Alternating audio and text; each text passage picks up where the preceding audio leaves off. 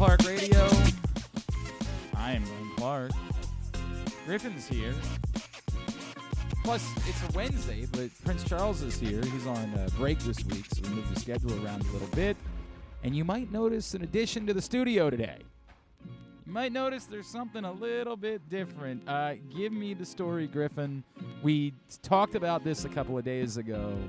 Did you do? Is this your artistic handiwork, or do you have to? It is, of course. Actually, it is Chili Gwen's work. This is Chili. Hang on a second. Say it correct. Gwen's Chili Bowl. Gwen's Chili Bowl. Gwen's Chili Bowl. Gwen's Chili Bowl. Let's get it correct. Did you talk to her about a half smoke, or where do we end up with that? We did. She wasn't 100% sure what exactly is a half smoke chili. Not. Yeah, I guess. I'm sorry. We have a culture problem here. We got to deal with. I'm gonna take a guess. I think it's half smoke, like with chili on it. There we go, my man. Half smoke is like I'm a hot dog that they cut in half and they burn and grill it. I'm a little bit embarrassed that you had to say I'm going to guess. But I was not. I'm a little bit trustworthy in my own embarrassed that we didn't know that, but yes, that is correct. Anyone who's ever been to the Great Ben's Chili, have you never heard of Ben's Chili Bowl? I believe they actually have one at the Nationals ballpark now. It's the only redeemable thing about like the food scene in Washington D.C. That it's the for me only and the Fuddruckers in Chinatown, but they closed it. There was a that you was know you said the Fuddruckers was like a chain, right? Yeah, but that was like a childhood treasure, and they were like closing them as I was growing up. I believe there was one in the White Marsh Mall. Like you didn't have to go to Chinatown. Oh yeah, there was You one know, in to go to those Fuddruckers. It was everywhere. This is a weird bit. It started becoming not everywhere. Be like me as I saying, was getting older. man, I really love the uh, Taco Bell that happened to be in Charles is from Virginia. Ocean City. Okay.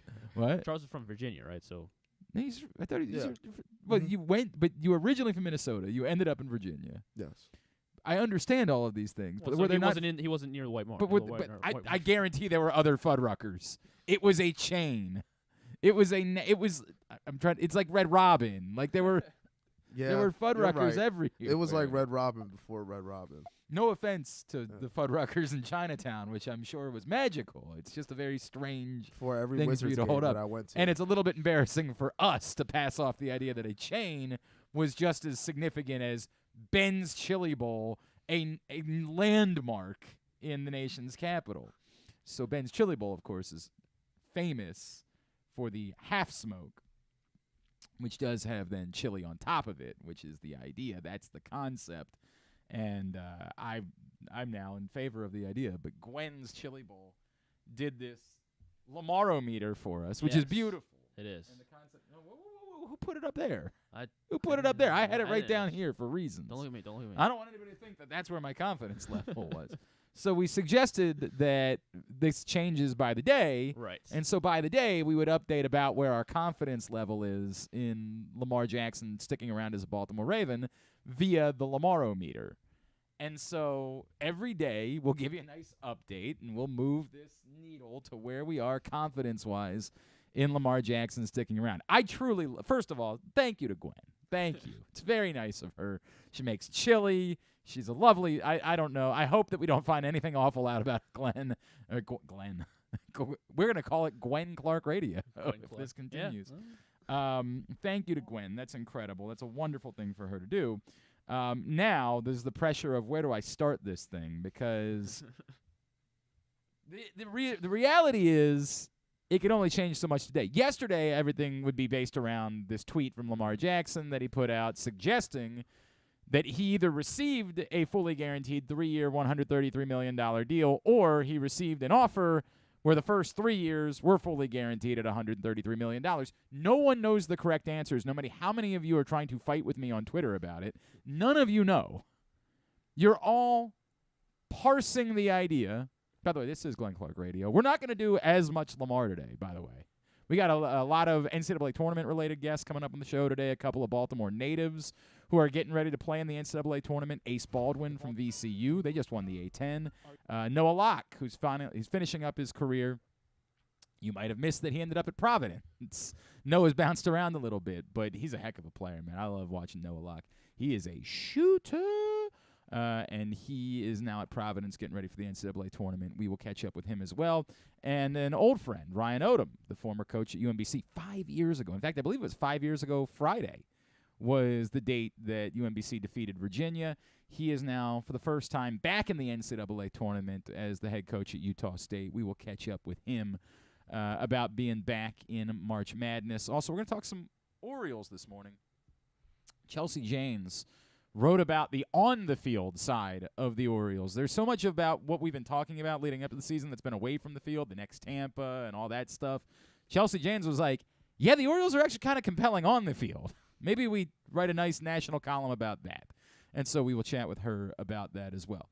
So that's all coming up on the program today, which is brought to you today by Birdland Sports. That we're gonna, you know what? I'm gonna say Birdland Sports because they're gonna bring you Would You Rather Wednesday, which we'll get into a little bit later on today. Instead, it'll be brought to you by the print issue of Press Box, which is available for free at your neighborhood Royal Farms, any of the hundreds of locations around town where you find Press Box. You can read it all, PressBoxOnline.com. There on the cover, you see Gunnar Henderson.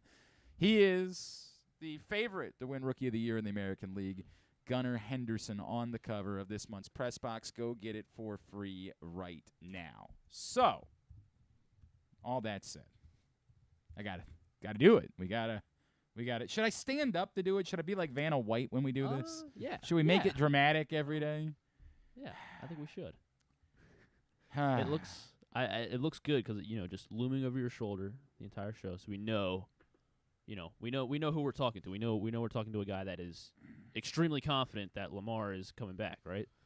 Extremely, you say. It would be funny to see you like mid-interview, like if you hear a guest say something you don't right, like and I just Lamar, move it right in the middle. Yeah, well, and so, 40 to 20. what's really funny is I say the biggest story of yesterday is this tweet from Lamar Jackson, but we got a lot of traction with Brian McFarland's explanation of why he believes the Ravens have now cleared out enough cap space in order to match even a front-loaded deal.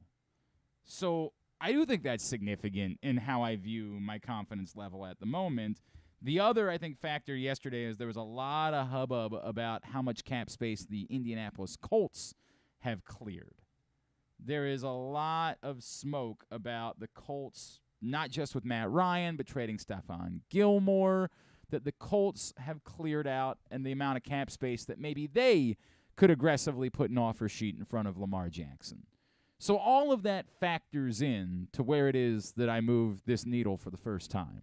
I guess I got to take the microphone with me. This is highly dramatic. I would say one of the most dramatic moments in the history of Glenn Clark Radio. Remember this. Yeah, remember what is the guy that does the Nationals games? Remember where you are so you can remember where you were. Is that what he says? I think he said it when they won the World Series. I think that might have been what he said. Remember where you are so you can remember. I was like, that's pretty good, actually. Like, that's a pretty good, it's different. Yeah. So, I think I've been operating around, so this isn't perfect science, but that's 50, right? And I think I've been operating around 57%. Right around there is where I've been operating. After the news of yesterday, between all of it, between there being the Schefter, I guess the Schefter. Let me come back here and talk. Let me talk to you before. Let me talk to you, like L.A. Knight would say. Yeah. Let me talk to you for a second. It's just you and I. It's just it's a fireside chat right now. The deal with Lamar's tweet, I think, projected more than anything. I think Lamar's offended by your guys' obsession with the idea of an agent. And I think he has the right to be. The idea that it's an agent that would be the difference in whether Lamar gets paid or not, I've always said this, is utter nonsense. Now, again, I still think Lamar should have an agent, but I think that's for separate reasons. But I'm going to be honest with you, it's gotten under my skin, too, a little bit. The Ravens have tried to give Lamar Jackson a lot of money. He's declined. So the belief that the difference in whether or not Lamar Jackson is going to get what he wants would just be an agent seems quite silly. Does anyone think that if Lamar Jackson had an agent, there would already be a 5-year, $250 million fully guaranteed offer on the table for him? No. What would give us the reason to believe that? And if that's what Lamar Jackson wants, what we're really saying is, well, if Lamar Jackson had an agent, maybe an agent would have forced him to take a deal. Which is, it's offensive. Now, again, I believe there are good reasons why players should have agents. I think there's a lot of things that you shouldn't be responsible for handling. But the idea that the difference in whether or not Lamar Jackson gets paid is whether he has an agent is utter and complete nonsense. So yeah, I've got to be honest with you, I don't blame Lamar for finally showing a little frustration about this topic. I have no problem saying my opinion is it would be good for Lamar Jackson to have an agent. But if you're trying to make the difference in this being about Lamar Jackson not having an agent, it almost sounds coded, being as truthful as I can be. It sounds like you're saying Lamar Jackson and his family are too stupid to be able to handle this. And I know that's not what everybody's saying. It's certainly not even what I'm saying when I think that Lamar Jackson should have an agent. But I get where he's coming from. As far as the facts of the numbers that he presented, it's easy to say, well, do the math. It would make sense for that to be the first 3 years of the contract that had been previously reported that had been offered to Lamar Jackson. The first 3 years were all truly, fully guaranteed. Everything else after that was, guaranteed by injury or not, whatever it was. But as I've told you, I'm telling you that leading up to the initial tag deadline, the Ravens, and here's what I don't know, and that's what I was trying to say when I was talking to people about this on Twitter yesterday. I don't know if they ever actually put the offer on the table of going fully guaranteed on a shorter-term deal. I don't know if they did. I know that was an avenue they were exploring. I know that as a fact. No, I can't reveal my source. No, I can't stop. It doesn't work that way. But I know as a fact, and if you had parsed through, I'll give you an example. If you had parsed through and read some of the things that Peter King was writing at the time, or listened to some of the things he said on his podcast, Peter King's really great because he's a reporter that doesn't report, right? He gets his information and then uses it in how he suggests things. Peter King's never going to be the one breaking news. He's not going to compete with Ian Rappaport and Adam Schefter this week to be the first to tell you about where E.J. Speed signed. No offense to E.J. Speed. He might be the nicest guy on the face of the planet and a decent football player. He's not going to do that. That's not his thing. His thing is writing long-form columns. His thing is having conversations. He is as plugged in as anyone in football. And in fact, so much so, because he's not a breaking news reporter, he has more information from the teams than anyone else does.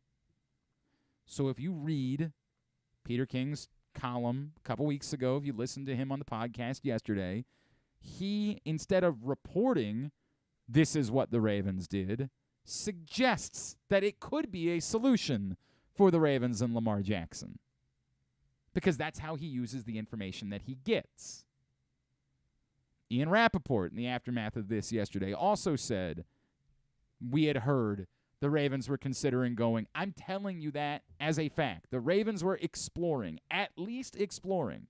I don't know. I can't make things up that I don't know. It would be odd to me, given what I had heard, that the Ravens would have never put this type of offer in front of Lamar Jackson, but I can't confirm it.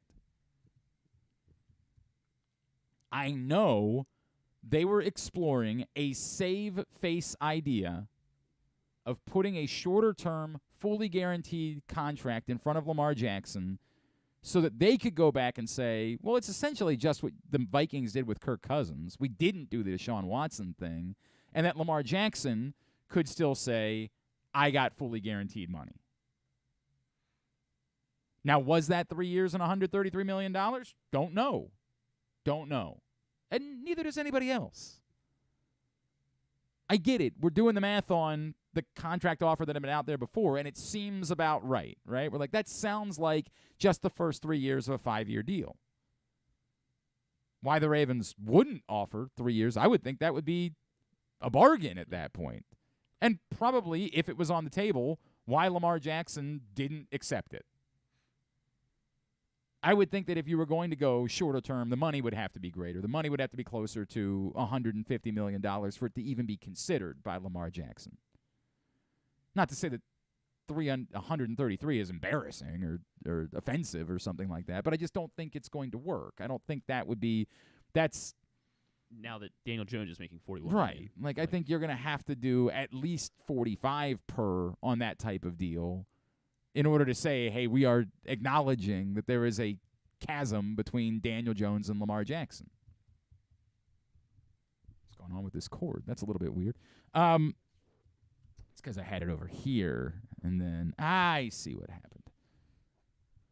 So let me use all this information, right? All of this that I have in front of me. To me, still the most noteworthy part of yesterday was talking to Brian McFarland about where the Ravens are cap-wise, with the idea being that there could be a team that could slide in. And I'm not eliminating that still.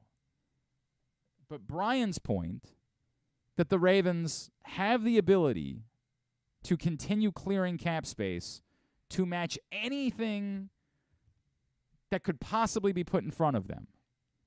The Ravens essentially doing nothing else at the start of the league year. Kind of saying, there's one thing that matters to us, that's the quarterback. Putting themselves potentially in wide receiver hell for another season.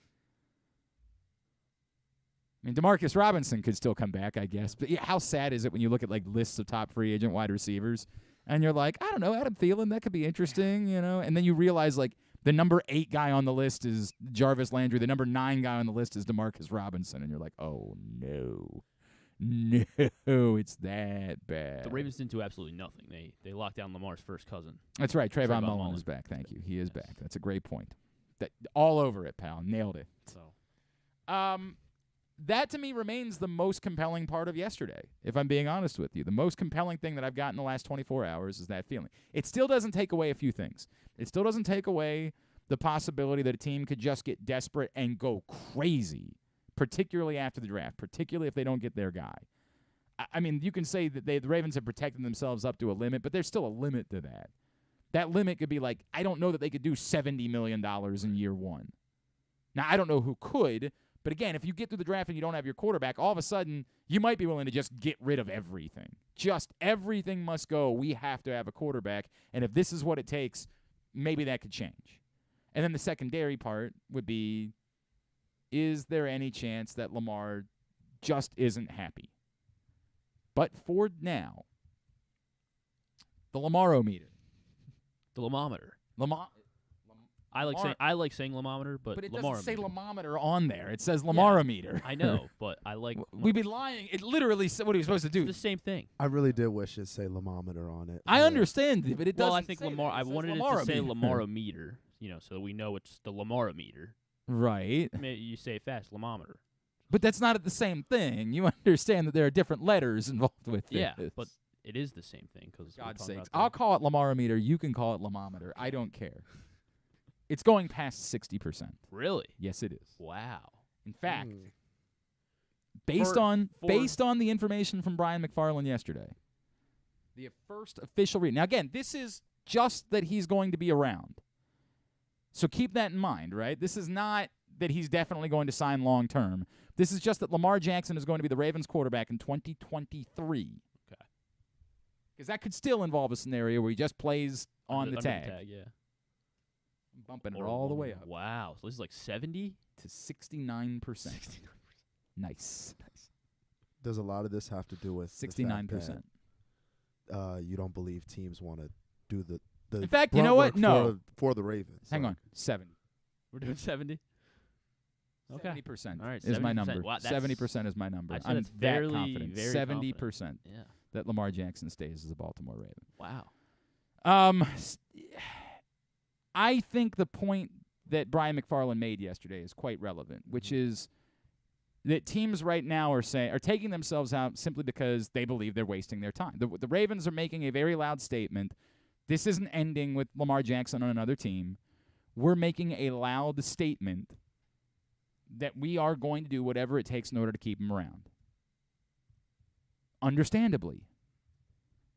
To their detriment, that's for somebody else to argue.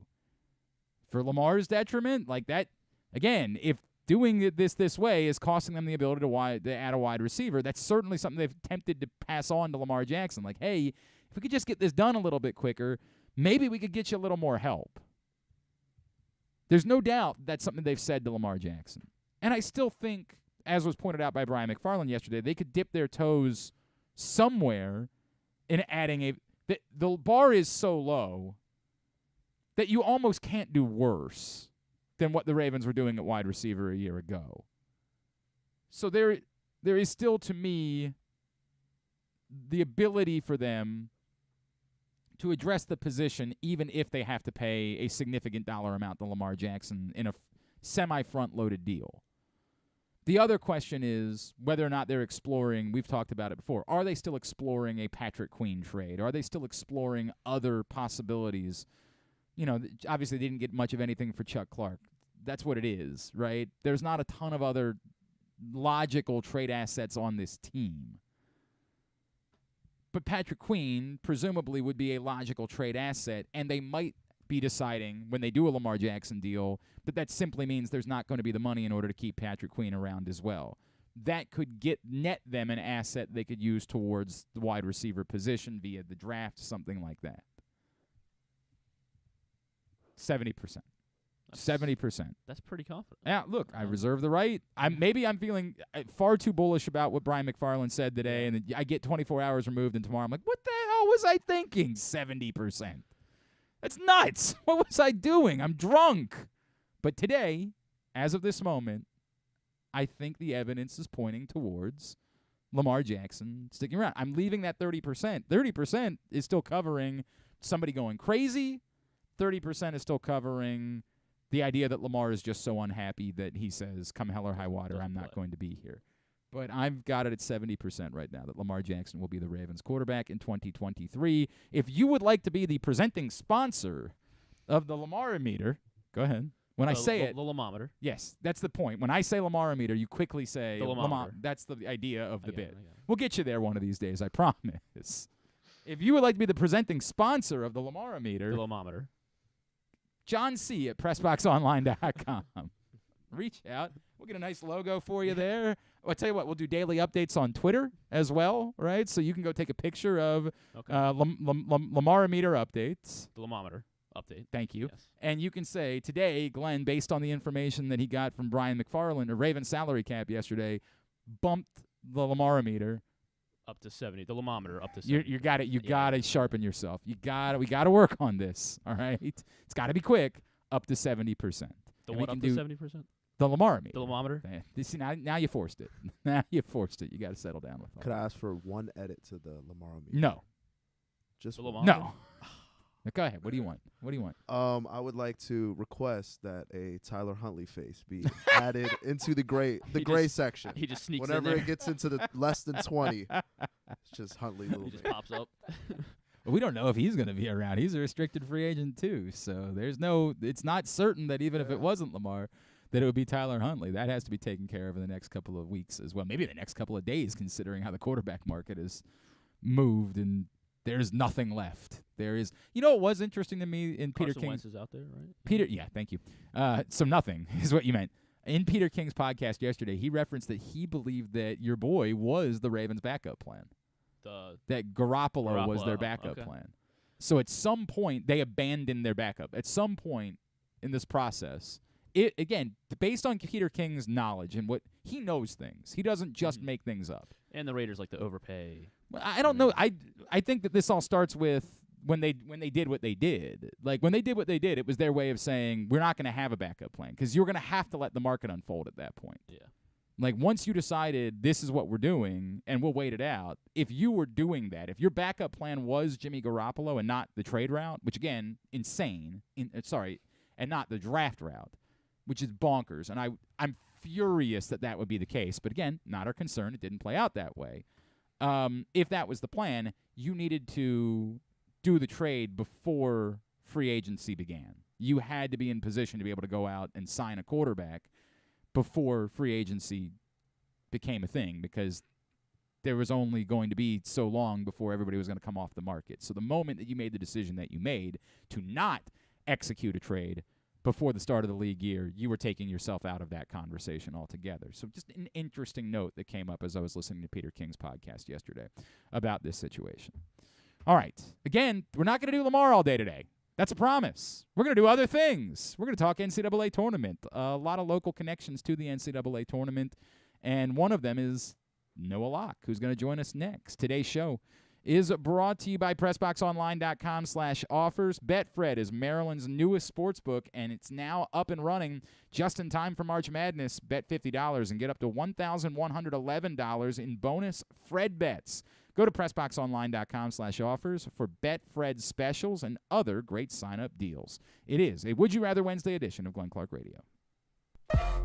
Are you a diehard O's fan looking for the perfect way to show your team spirit? Look no further than Birdland Sports. Birdland Sports is a small business run by fans for fans. They offer a wide variety of unofficial O's merchandise, from the Birds Are Coming tees to player cartoon shirts and more. And the best part? Their prices are more affordable than the big guys. So head to birdlandsports.com and grab your gear today. Show your support for the Birds with Birdland Sports.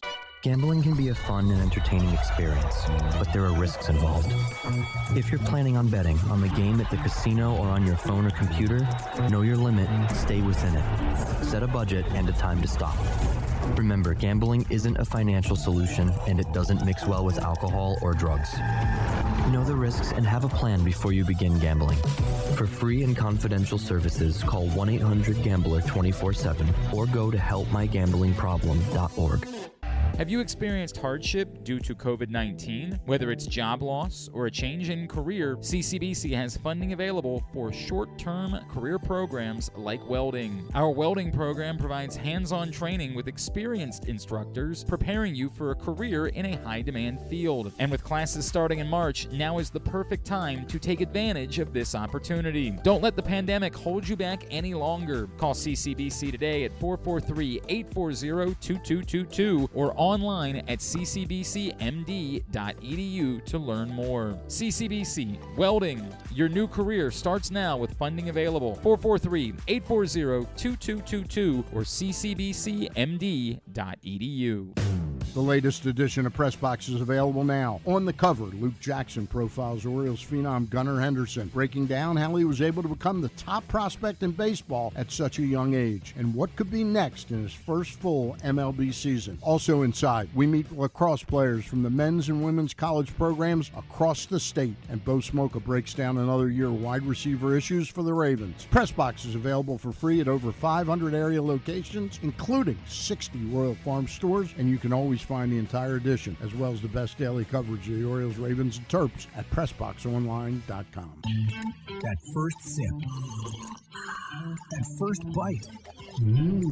Start your day off right with a delicious breakfast at Royal Farms. Choose from a fantastic selection of fresh Royal Farms breakfast sandwiches and top it off with a rich hot cup of the freshest coffee in the world. At Royal Farms, breakfast is available day and night. It's the freshest breakfast in the world. Real fresh, real fast. Royal Farms.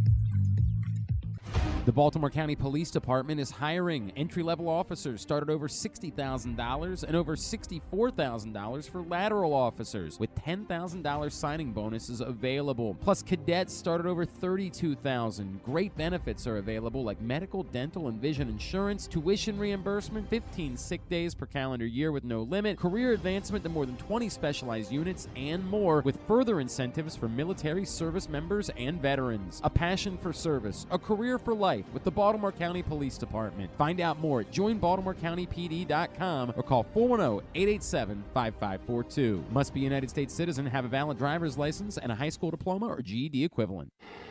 If you miss anything on the show, don't forget that you can watch full episodes at youtube.com/pressboxonline, and you can download podcasts on Apple, iTunes, Amazon, and Grindr. Wait, did I say Grindr? I don't think that you would find it on Grindr. Not that I know it's on Grindr or anything. I swear. On second thought, you know what? I don't care what you think. Here's Glenn. Today's show brought to you by your local Toyota dealer and buyatoyota.com. The Toyota Tacoma comes in a range of models and trim lines, so you can choose the perfect Tacoma to reflect your unique personality and driving habits. Check out buyatoyota.com for deals on new Tacomas from your local Toyota dealer today. NCAA Tournament technically got underway last night. Bit of a thriller between Pitt and Mississippi State, but really gets underway for all intents and purposes coming up tomorrow afternoon. We know, of course, the first game of the day is Maryland and West Virginia. We're going to talk a little NCAA Tournament this morning with a few folks from our area who are participating in the NCAA Tournament, including our first guest today. He's getting ready for a Friday night matchup against Kentucky. He has had quite the journey from growing up here and playing at McDonogh to now finishing up his collegiate career with the Friars up at Providence. He is a shooter. He is Noah Locke, and he is with us now here on GCR. Noah, it's Glenn back in Baltimore. It's great to catch up with you, man. Thank you so much for taking a couple of minutes for us. Hey, Noah, you there? All right, we will see if we can't get that figured out. Not sure exactly what's going on with Noah Locke. I always love it when I do that huge introduction and everything sounds great, and then womp womp. Always the best radio when you're like, here he is, look at this guy. No, he's not. He's not there. But Griffin will work on that and try to get that figured out, see where Noah Locke is. Yes, Kentucky and Providence Friday night at 7:10 p.m. is when that game will be played. Later on in the show, Ace Baldwin from VCU will join us. And also later on in the program, we're going to catch up with Ryan Odom, head coach at Utah State. That is all coming up. I'm going to get Would You Rather Wednesday scenarios up here in a second. Really quickly, thank you to a bunch of you. My shaming did work and got a bunch of you to sign up and get in for our bracket contest, including our buddy John in Little Rock, including the aforementioned Andrew Stecca, who I said I was not going to call out by name. I was definitely not going to call Andrew Stecca out by name. But I don't have to because he got in. He's in the bracket contest. Our buddy Brandon Linton from Jobbing Out got in. All sorts of folks did get into the bracket contest last night, so I appreciate that. We still have room for a couple of people if you want to hit me up. It's, again, a $20 bracket contest. Half the pot goes to charity. Half the pot goes to the winner. The charity is Show Your Soft Side, an amazing animal charity around here. Get me at Glenn-Clark on Venmo, GlennClark180 on PayPal, or also on Cash App, Glenn Clark Radio. $20 by tomorrow. You can get in, and half that pot will go to that incredible charity, Show Your Soft Side, a wonderful animal charity here locally. Noah Locke with us here on GCR. Noah, good morning. How are you, my friend? I'm good. How are you? I'm great, man. Man, I have enjoyed watching you play for a long time, dude. Can you take me through this journey for you, from growing up here, from being at McDonogh, to making a couple of stops along the way? How much has all of this prepared you to go do something special during the course of this final NCAA tournament for you? I would say it prepared me a lot. I mean, obviously, like you said, I've been all over the place. I mean, I've been to a lot of different schools, had a lot of different experiences. But I mean, the good thing about it is that it's not my first rodeo with the tournament. So, yep. I mean, I know what it feels like to be out there, and I mean, I'm excited to get back out there. I mean, I didn't get in there last year, and I mean, I feel like this year we have a really good team. We have a good opportunity to go out there and win some games. So I'm really excited, and I mean, I feel like I'm very prepared because I mean, I've been through a lot through my college career and even just my basketball career in general. And I feel like I've been, tested in a lot of ways, and I feel like I'm prepared. Now, let me go through a couple things with you, Noah. One, why was it Providence for you? Like when you knew this is it, this is the last stop for me, 1 year, one place. Why was it that Providence was the right spot for you?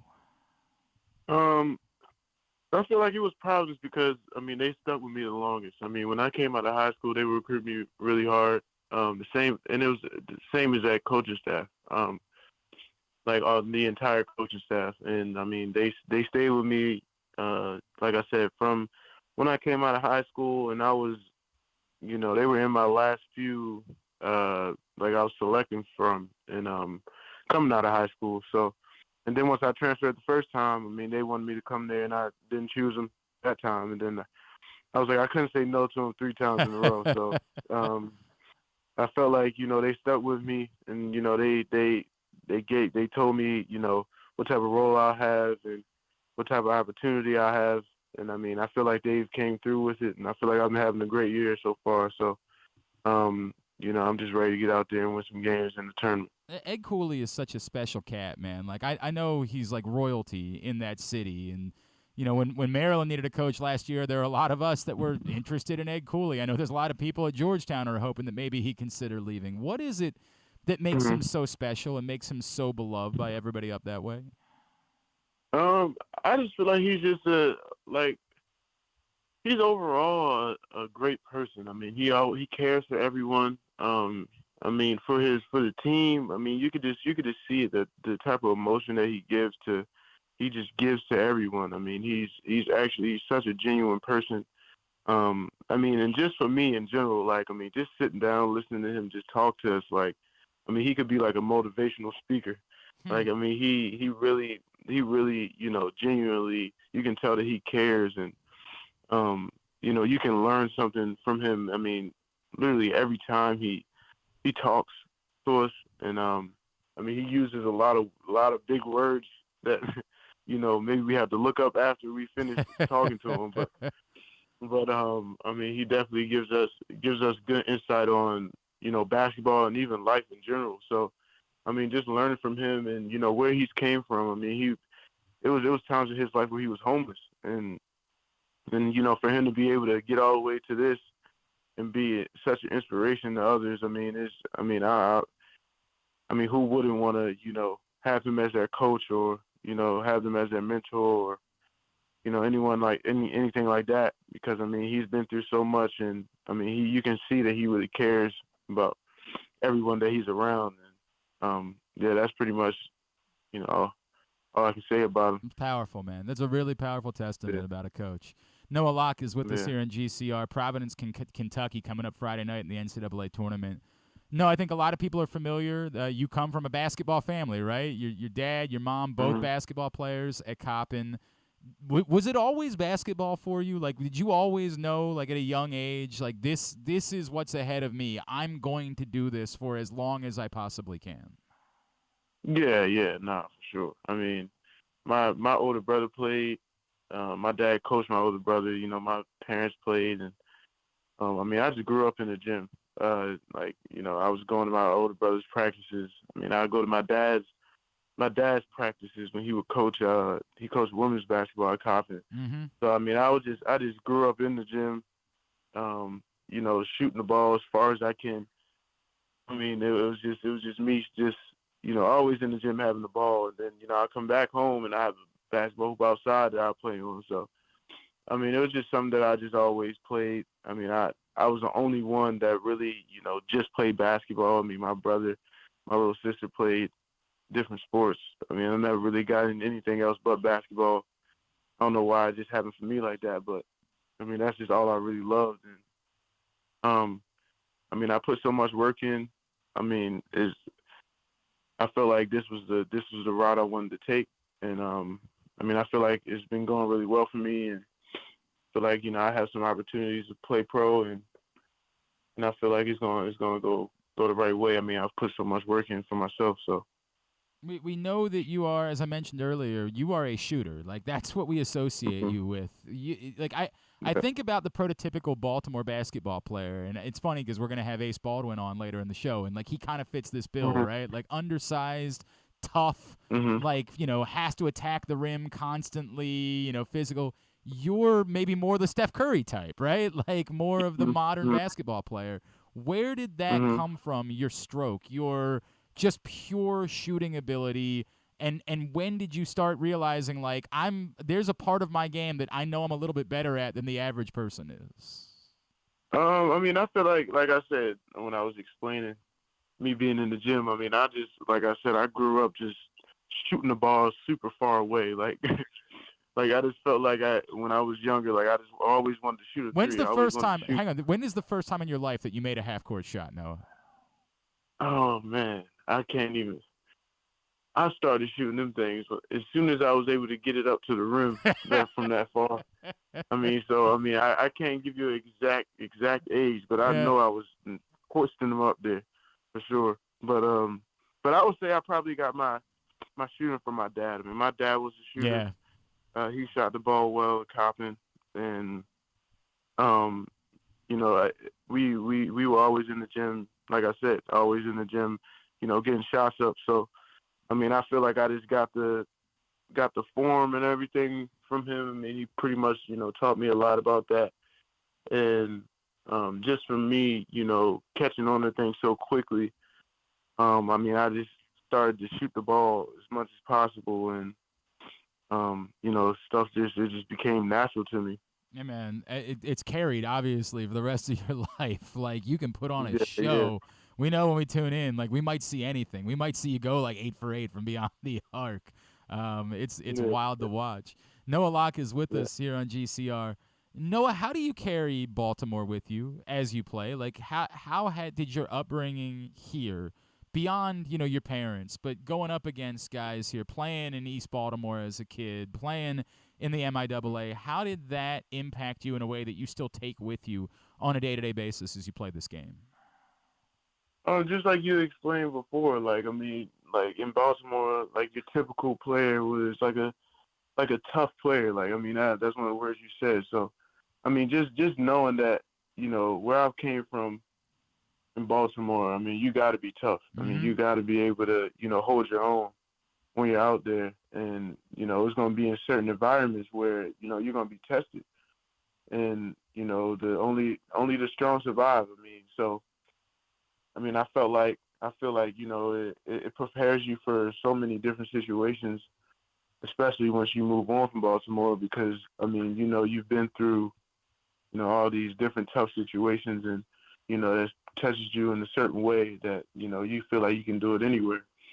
So I just hold that with me. I just hope to make sure my toughness is at its peak, and my dad doesn't let me dwindle with any of that. He's always on me about if I'm not tough, I got to make sure I'm tough out there. But I'm obviously I'm older now, so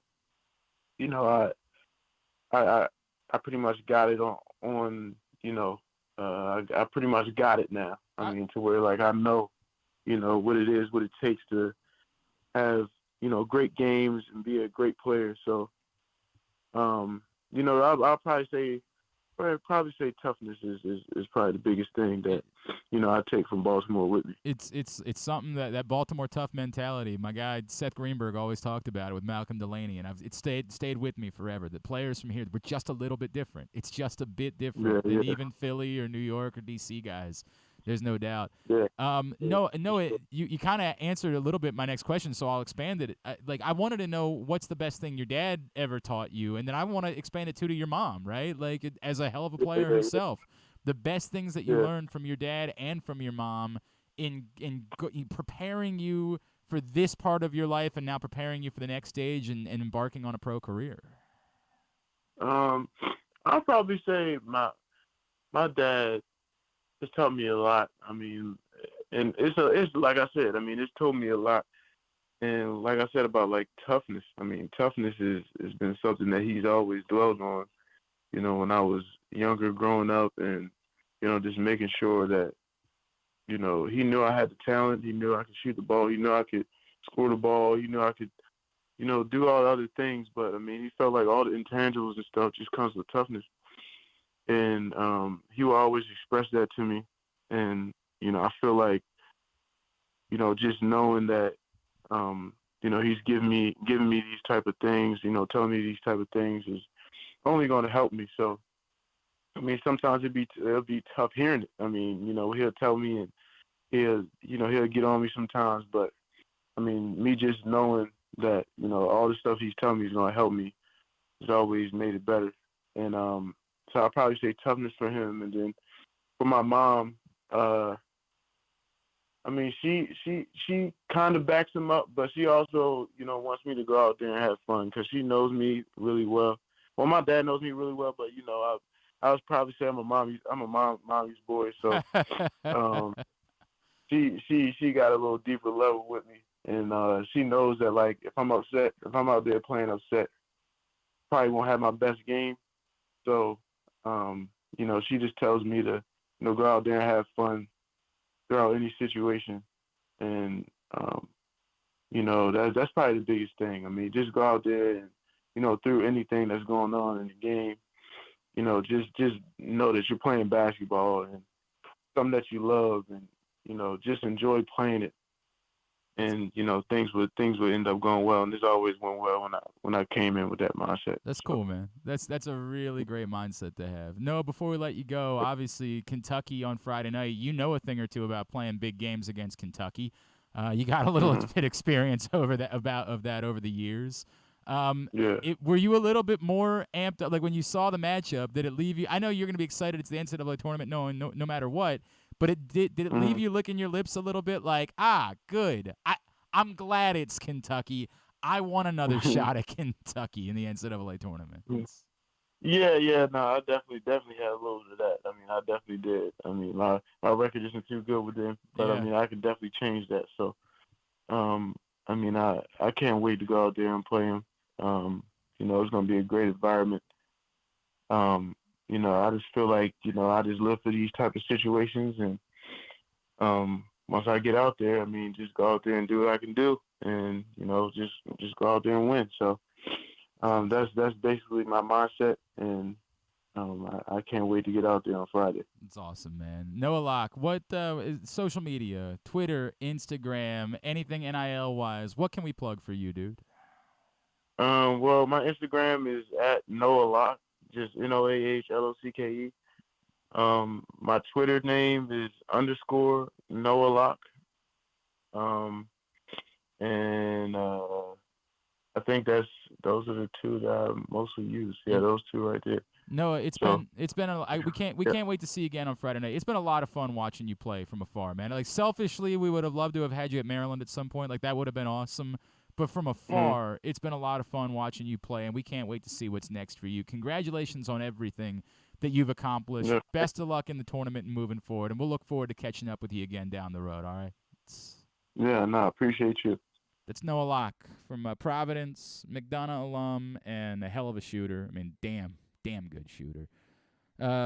Appreciate him taking the time for us this morning as he gets ready for their NCAA tournament opener against Kentucky.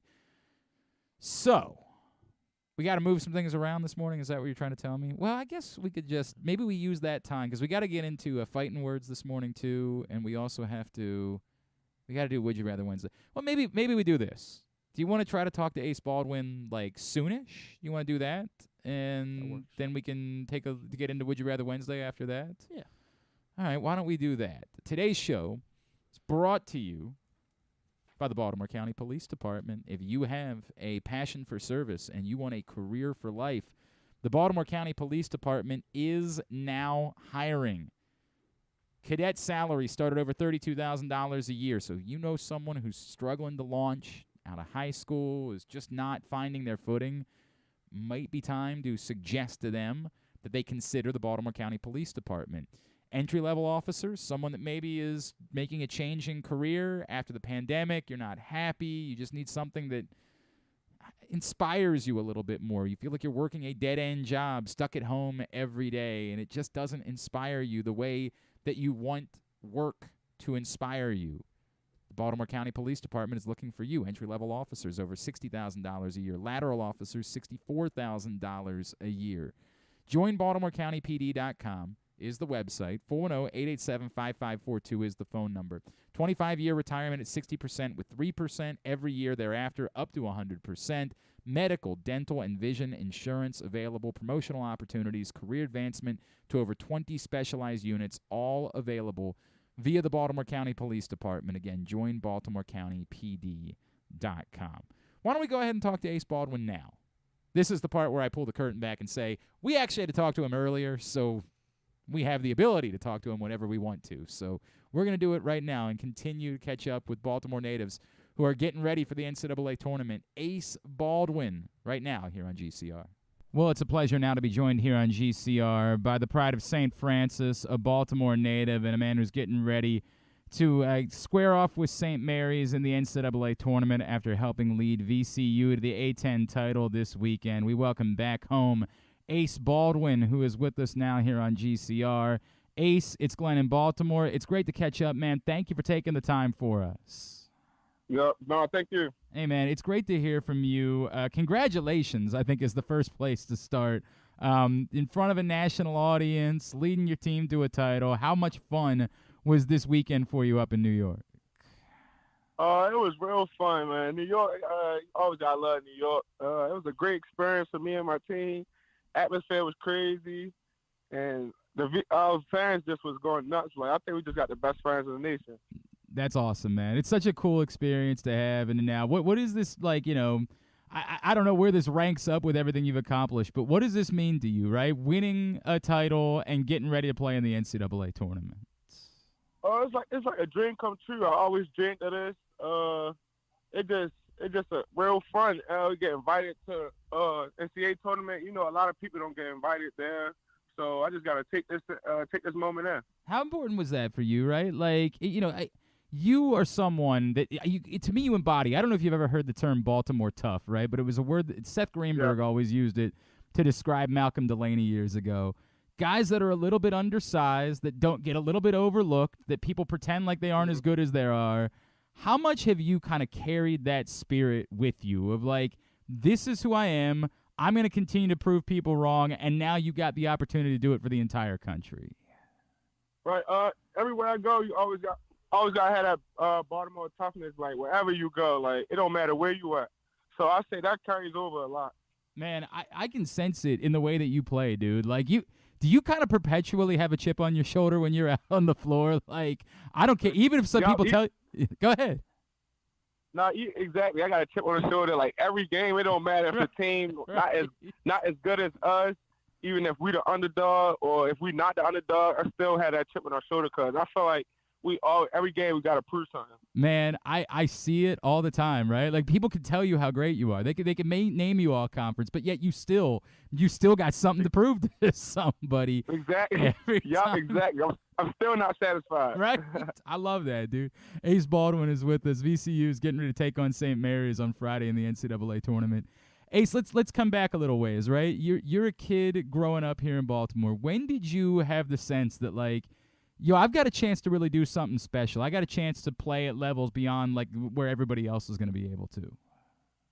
It started when I was younger. I used to play with my dad and with rec ball when I was a youngin playing with grown men. So I say that really helped me. Like, when I was young, I've always had played up. I really never played my age group. No, I mean, okay, let's try to project this. Were you like 8 years old playing against like grown men at that point? Like, when did you start doing it? Wow.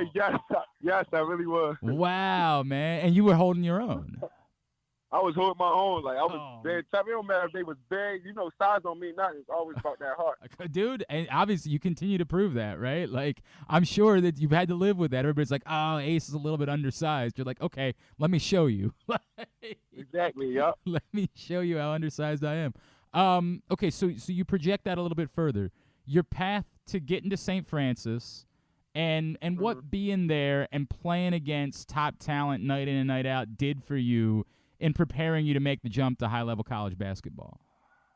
That national schedule, St. Francis, got me ready. I want to thank Coach Nick for that, and also my teammates that was there. Like, I feel like you said, that Baltimore toughness, like, on the national schedule, it ain't matter who we play. Yeah. We showed who we was. We played tough. Like, we just always had that toughness. He is Ace Baldwin. He's with us here on Glenn Clark Radio. Why VCU? You and I haven't had an opportunity to chat. I'm glad we're doing this because I love watching you play. Why was it VCU for you? Take me through how all that came about.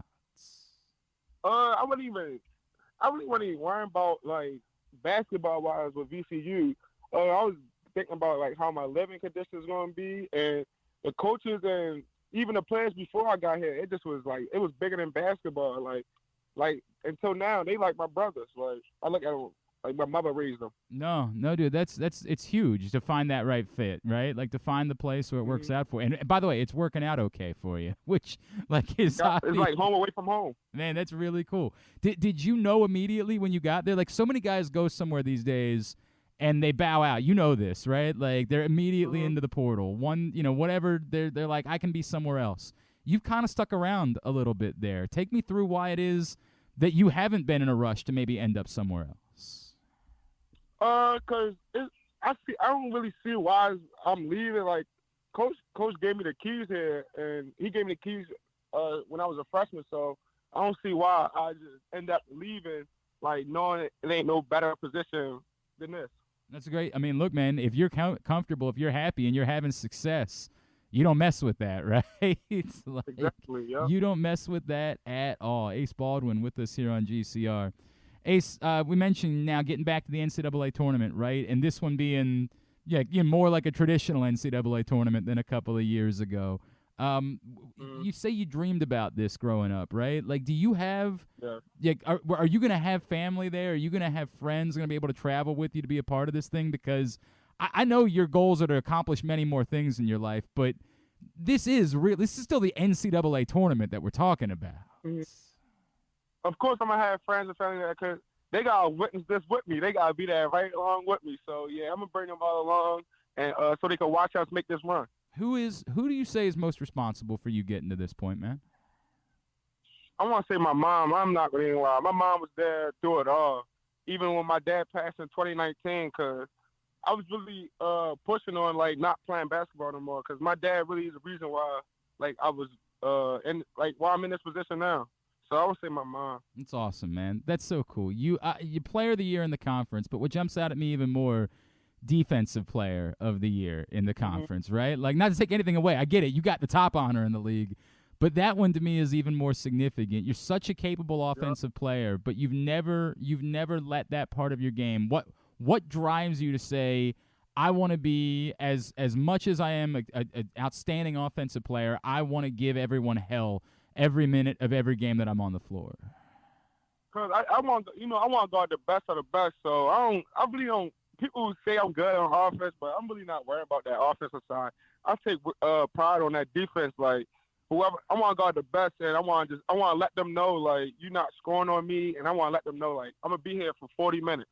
Man, it's so, and it comes through. Dude, I think it's part of that toughness too, right? Like that when you go back to being an 8-year-old going up, like you've got to let people. Dude, this is the city that produced Muggsy Bogues, right? Like 5'2" dude that was gonna harass you for. You got to let him know who you are. I mean, exactly. You gotta let them know who you are. That's exactly what my job is. I want to let them know who I am, and I just want to like I said, I want to put fear in their heart. I want to just take that heart. I mean, it makes, dude, it's such a special thing to watch you do. Ace, was there maybe a matchup even before you got to college? Maybe give me one now, but was there a matchup even back in high school or playing out on the AAU circuit where like you take the most pride in saying, dude, I shut this guy down. Like as much as I've accomplished, I'll never forget going up against this dude and shutting him down. I ain't gonna lie, it was a lot of them. It really was a lot in high school because we played a national schedule and we was not. They was lining them up and we was knocking them down. Like Devin Dotson was one of them, Jalen Smith, Emmanuel Quickly, James Bishop. Like you name them, it was a lot of them. You're just like, do you have like a checklist? Like the next one up on the list, like next guy I gotta go do. The next guy that's the leading scorer. Yep, that's exactly who I'm. Whoever that leading scorer, I tell the coaches like put me on them so they won't.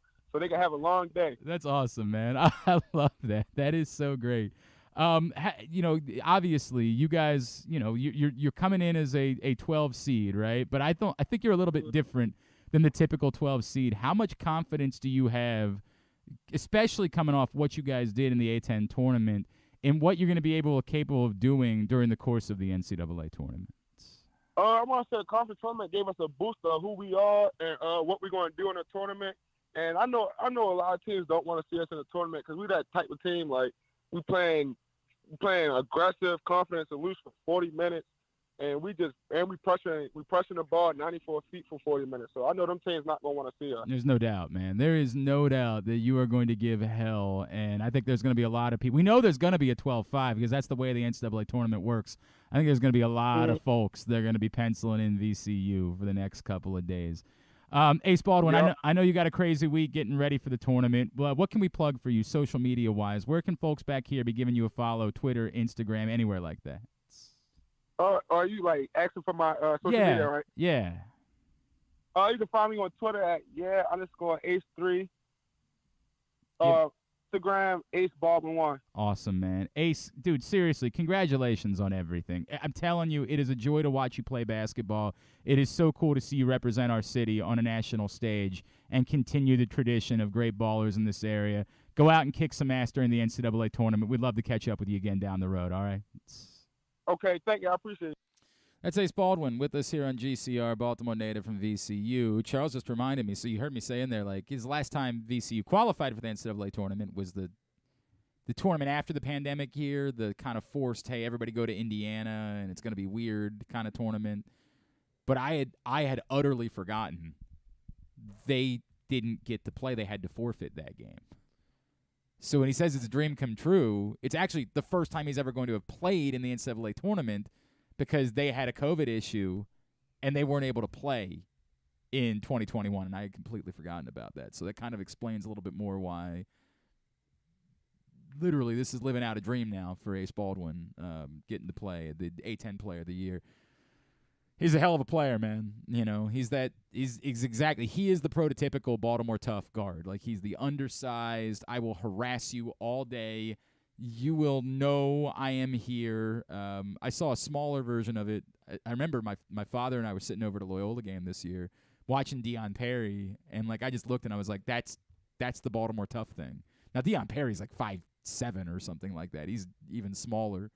But I remember, like, my father and I just looking like, that's Muggsy. Now, not saying that Deion Perry is going to be Muggsy Bogues. Muggsy Bogues, you know, is a truly iconic eternal basketball player, but it's the same concept of you watch someone and you're like, how? How does someone at that size manage to score 20 points and harass you all game? And it's just there's something about Baltimore tough, these guards from Baltimore that have been told they're not big enough their entire life and make up for it with tenacity and pure toughness. And Ace Baldwin fits that bill, as well as just about anyone I've ever seen. Like, he is your prototypical Baltimore tough basketball player. So rooting for him. Charles has his VCU shirt on today. He's very excited about the Rams knocking off St. Mary's in the NCAA tournament. So good luck to Ace Baldwin. Thanks to Noah Locke as well. Really fun to catch up with a couple of Baltimore kids who are going to play in the NCAA tournament. All right, hour number 1 of today's program is in the books. And if you missed it, the host of the Stan the Fan Variety Hour this week was yours truly, superstar Glenn Clark, with special guest Stan the Fan Charles. Whoa. Wow. Whoa. Like we're really going into metaverse now. We are really diving like in. Inception or something. It really is getting there. Yeah, Stan, of course, was down in Sarasota. I believe he is headed back today. He was down in Sarasota at spring training. So we caught up, talked about everything going on with the Birds and the huge spring that Heston Kjerstad has put together, how we read into that. Stan made kind of a bold suggestion about what it could mean for Heston Kjerstad here in 2023. So you want to go check that out. Facebook.com/PressBoxSports, YouTube.com/PressBoxOnline, or PressBoxOnline.com/video. And coming up tomorrow night, Stan and Gary Stein will catch up with Baltimore Blast owner Ed Hale. And you'll be able to watch that live at Facebook.com/PressBoxSports. When we come back in, we will dive into Would You Rather Wednesday, brought to you by Birdland Sports. That's next. Still to come, more NCAA tournament talk with Ryan Odom. That's on the way. It's Glenn Clark Radio. Gambling can be a fun and entertaining experience, but there are risks involved. If you're planning on betting on the game at the casino or on your phone or computer, know your limit, stay within it. Set a budget and a time to stop. Remember, gambling isn't a financial solution, and it doesn't mix well with alcohol or drugs. Know the risks and have a plan before you begin gambling. For free and confidential services, call 1-800-GAMBLER 24/7 or go to helpmygamblingproblem.org. Baseball season is finally here, and what better way to celebrate than with some fresh gear from Birdland Sports? As a small business run by O's fans, Birdland Sports offers a great selection of unofficial merchandise, including unique designs like Birds Are Coming tees, player cartoon shirts, and championship prediction designs. And the best part, their prices are more affordable than the big guys. Get high-quality gear without breaking the bank. So whether you're heading to the ballpark or watching from home, show your love for the birds with Birdland Sports. Visit birdlandsports.com today to browse their collection and gear up for the season. Let's go O's! Whether your focus is luxury and comfort, convenience and technologically advanced connectivity, or sporty performance and aggressive styling, we've got the perfect Highlander for you. Check out buyatoyota.com for deals on new Highlanders from your local Toyota dealer today. Have you experienced hardship due to COVID-19 and want to start a new career path? Look no further than CCBC. Starting in March, CCBC offers short-term career training programs in IT and cybersecurity. And the best part, funding is available to those who qualify. IT and cybersecurity are growing fields that can provide a stable income and job security. With CCBC's IT and cybersecurity programs, you'll learn everything you need to know to get started in these exciting fields. Call us at 443-840-2222 or visit ccbcmd.edu to learn more. CCBC IT and cybersecurity. Your new career starts now with funding available. 443-840-2222 or ccbcmd.edu.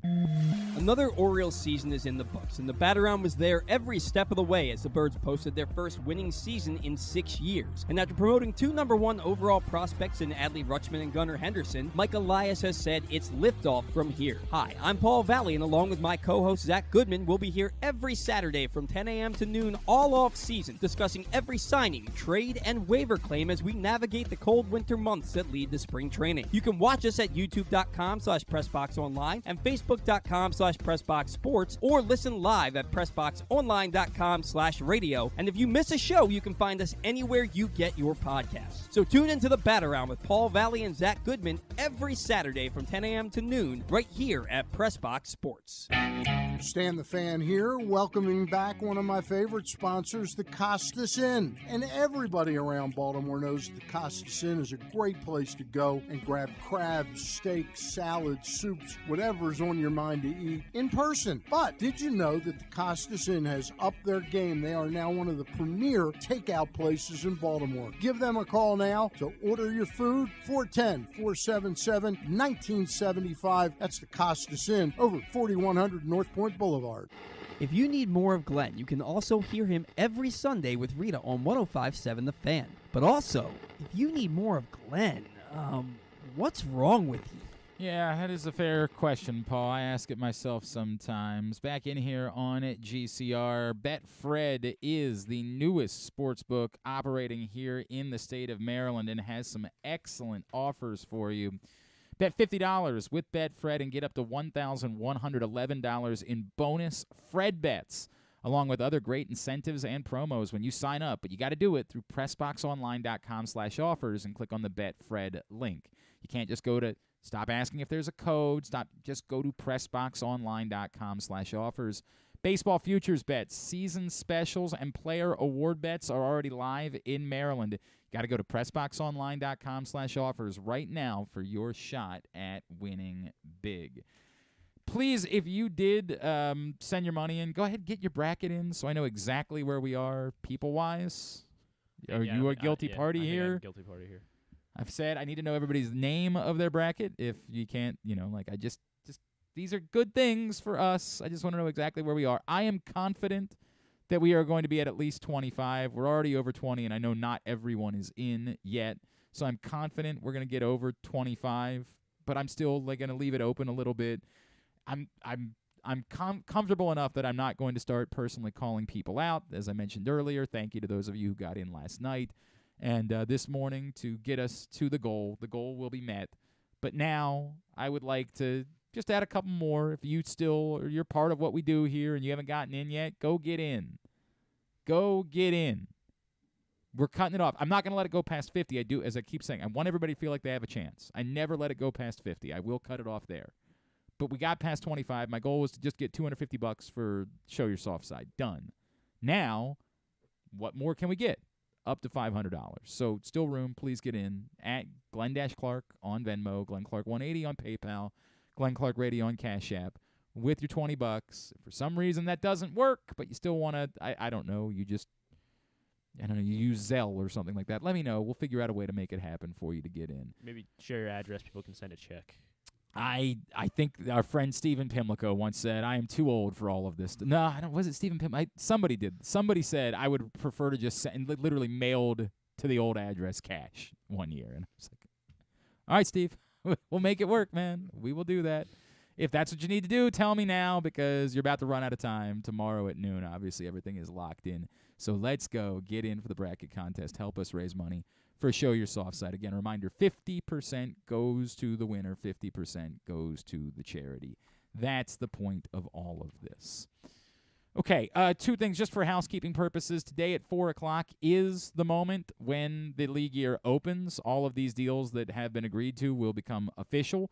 The Ravens will officially make the Chuck Clark trade. They'll officially now have to deal with the reality of Lamar Jackson because starting at 4 o'clock, teams could extend offer sheets to Lamar Jackson.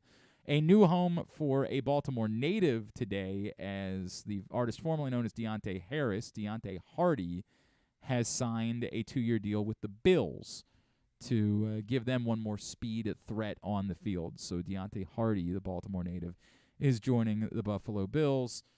We will monitor starting at 4 o'clock. Again, the idea being the teams legally were not even allowed to talk to Lamar Jackson until 4 o'clock today. So it will be interesting to see if the belief is that the Indianapolis Colts were clearing out cap space because they want to make a run.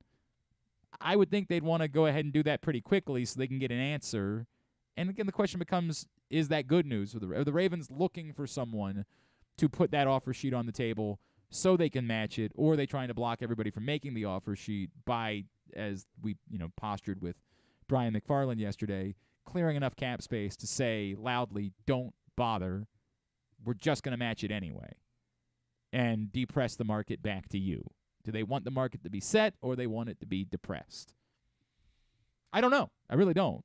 I mean, the benefit of the market being set is let's get this over with. Let's move on to the next thing. The benefit of the market being depressed is you hope it's an even more favorable number ultimately that you're able to sign Lamar Jackson to. But we have no idea. A lot of questions about Lamar choosing to tweet about this yesterday. I think that was unique to the agent thing. I didn't read into that about being frustration towards the Ravens as much as frustration that he's feeling about everybody continuing to talk about the agent thing. So I didn't feel any of that in that tweet yesterday. Let's get into Would You Rather Wednesday. Would You Rather Wednesday is brought to you by Birdland Sports. I shared on Twitter today the Oreo version of the Orioles shirt. So if you're in favor of Oreo Park at Camden Yards, you might like the Orioles-style shirt in, the Oreo colors. It's pretty cool. I enjoy that one. They also have the 2023 World Series champ shirt. They have a cool Slam Tondere shirt available. They've got all sorts of great, I love the Birds Are Coming. The Omar-style shirt is maybe my favorite that's available at Birdland Sports. And you can get the shirt of your choice just by participating and being chosen as the winner for Would You Rather Wednesday today. So, with that in mind, let's get into it. Would You Rather Wednesday. Number 1. By the way, unfortunately, we're getting a ton of traction on our Lamar-O-Meter, so I've got to go through to find the actual responses for Would You Rather Wednesday. It's okay, though. It's okay. We'll find them. No problem. Number 1, would you rather? We go back in time, and Lamar Jackson signs the exact same extension as Josh Allen before the 2021 season. Sure. Or we go back in time, and the Orioles give Chris Davis's money to Manny Machado to buy out his final 2 years of arbitration and get 4 more years after that. Okay? That's number 1. Yeah, we can go ahead and talk about it. That's fine.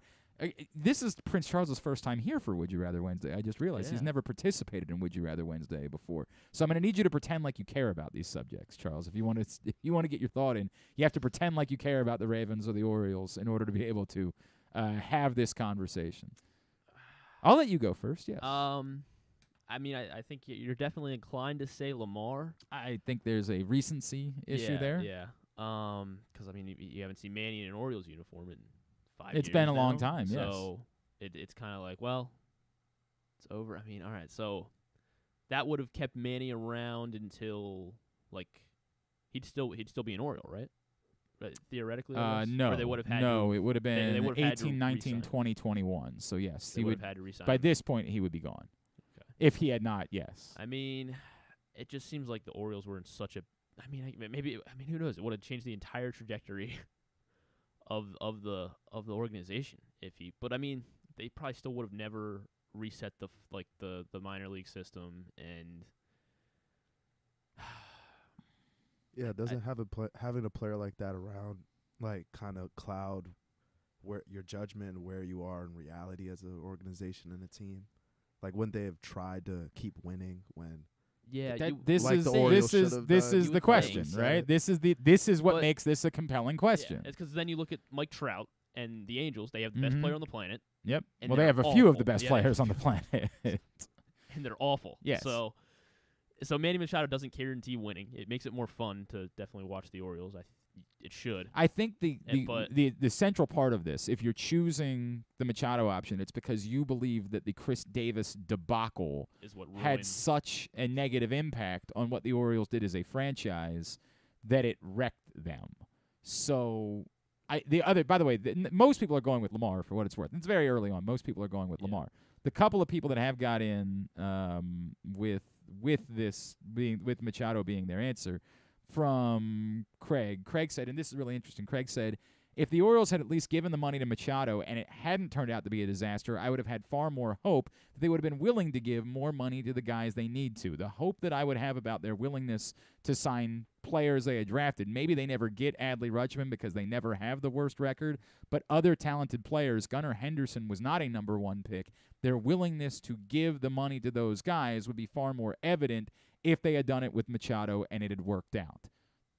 Yeah, I mean... Now, he also might just be an Orioles fan and not really care about football either, right? That's always the part of this that's very difficult. Some people, I know it's hard to believe, but there are people that just don't care about the other. It's weird. I've always been confused by that.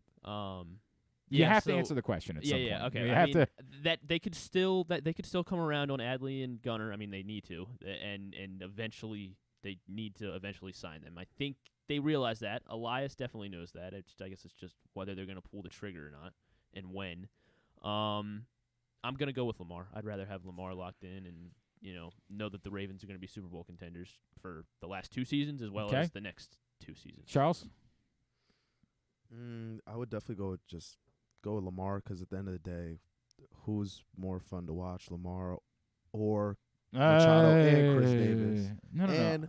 I'm getting rid of Chris Davis in this scenario. Chris Davis was gone in this scenario. The money that they gave to Chris Davis would have gone to Manny Machado. Who's more fun, and then who has a bigger impact to the city?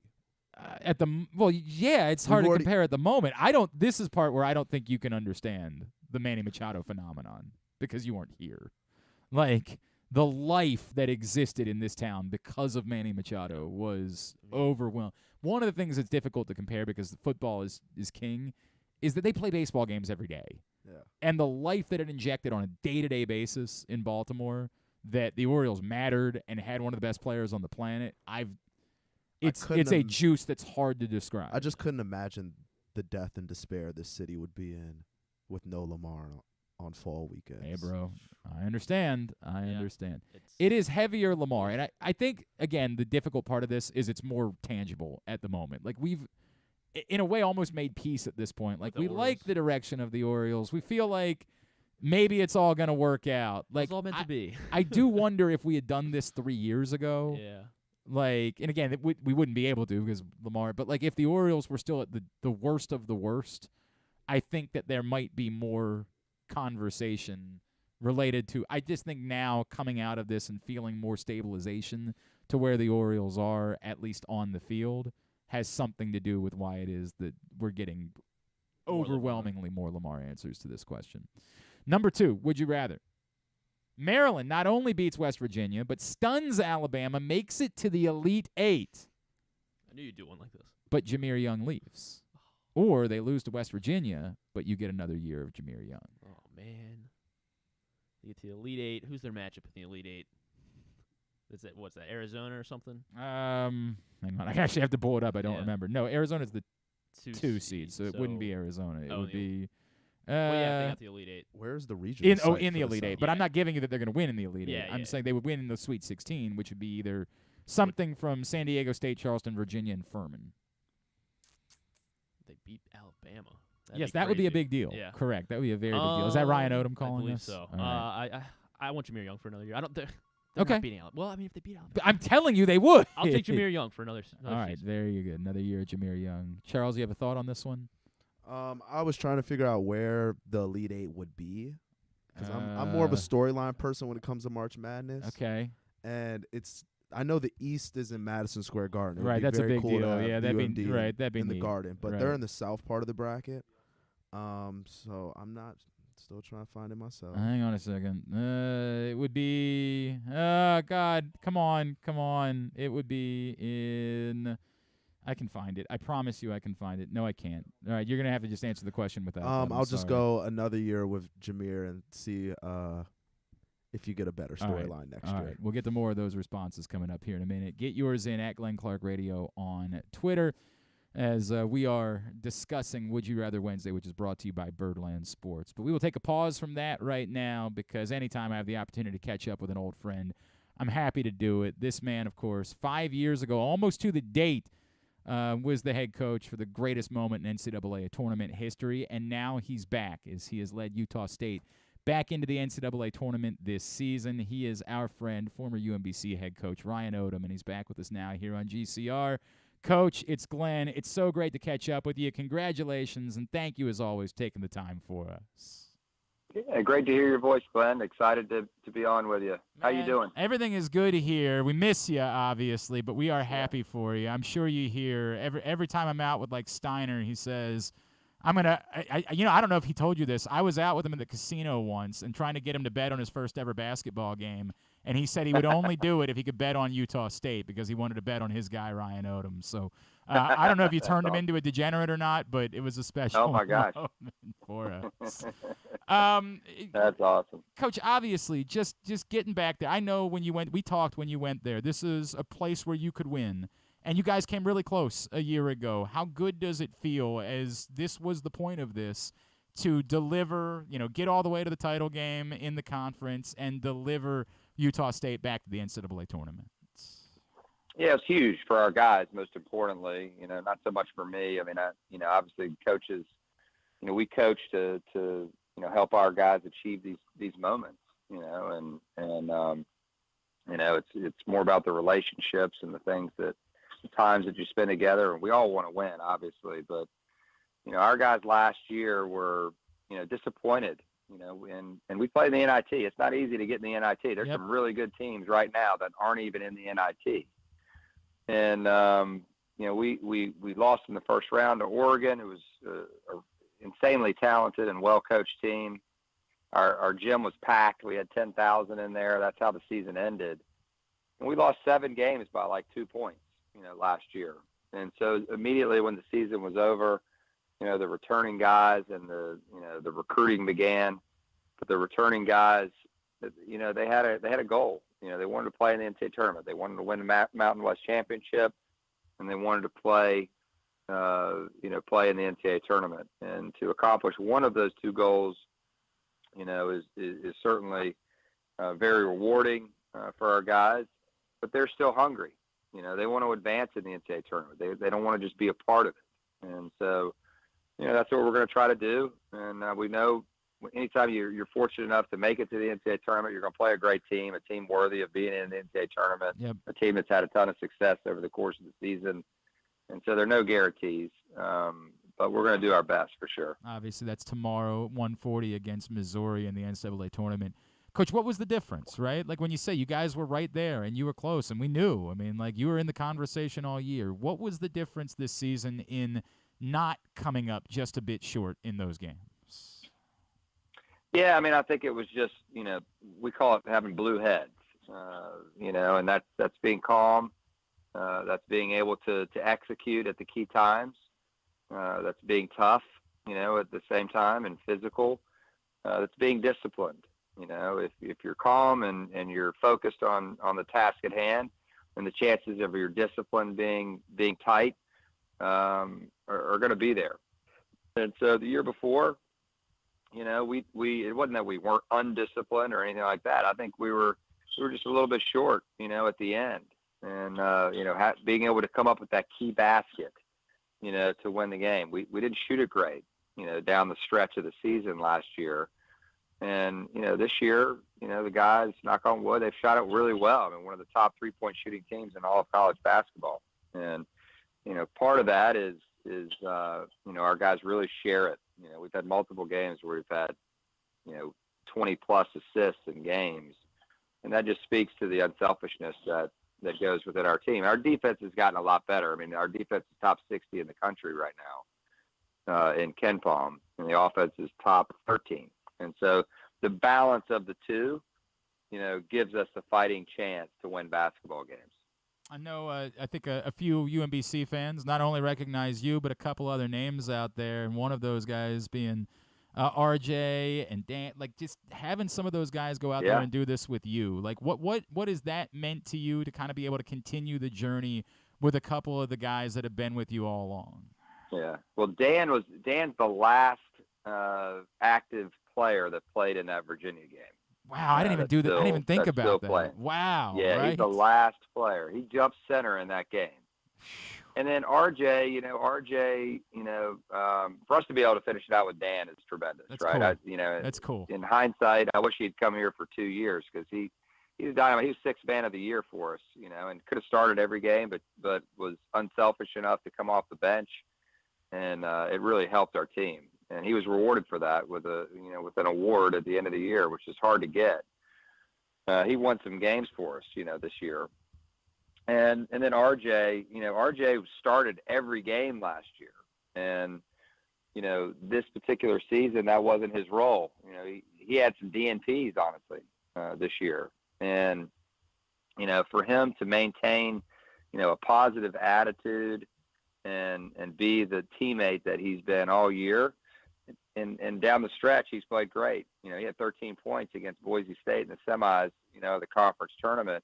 And he just waited his time and got himself in better shape. And now he's playing really good basketball right now and helping our team down the stretch. And so to see our name called the other day and look over at him and see his smile, because this is his first time going to the NCAA tournament. We had some hard losses at UMBC, during his tenure there or during his time there, where we thought we had the best team and we thought we could make it and ended up not happening, that last year in particular. And for him this is one of the reasons that he came out here. He wanted to play in this NCAA tournament, and now he's getting the opportunity to do that. It's really cool, man. What a cool story that is for him. Ryan Odom is with us, of course, now the head coach out at Utah State, getting ready for Missouri in the NCAA tournament.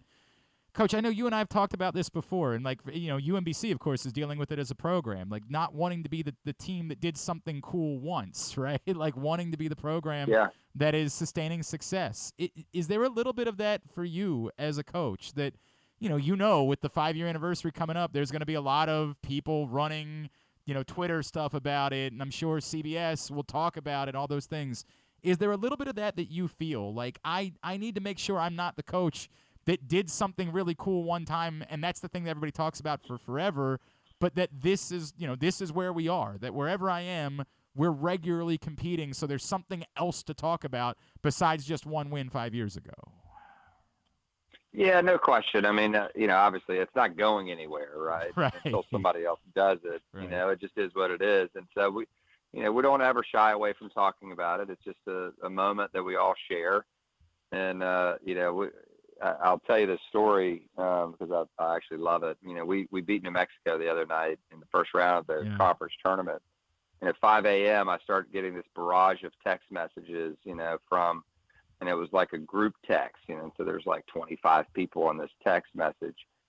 And it's all of our former players from UMBC and coaches, and from that particular year. And it was obviously the 5-year anniversary. And so they were just firing back funny memories and pictures and things from that year.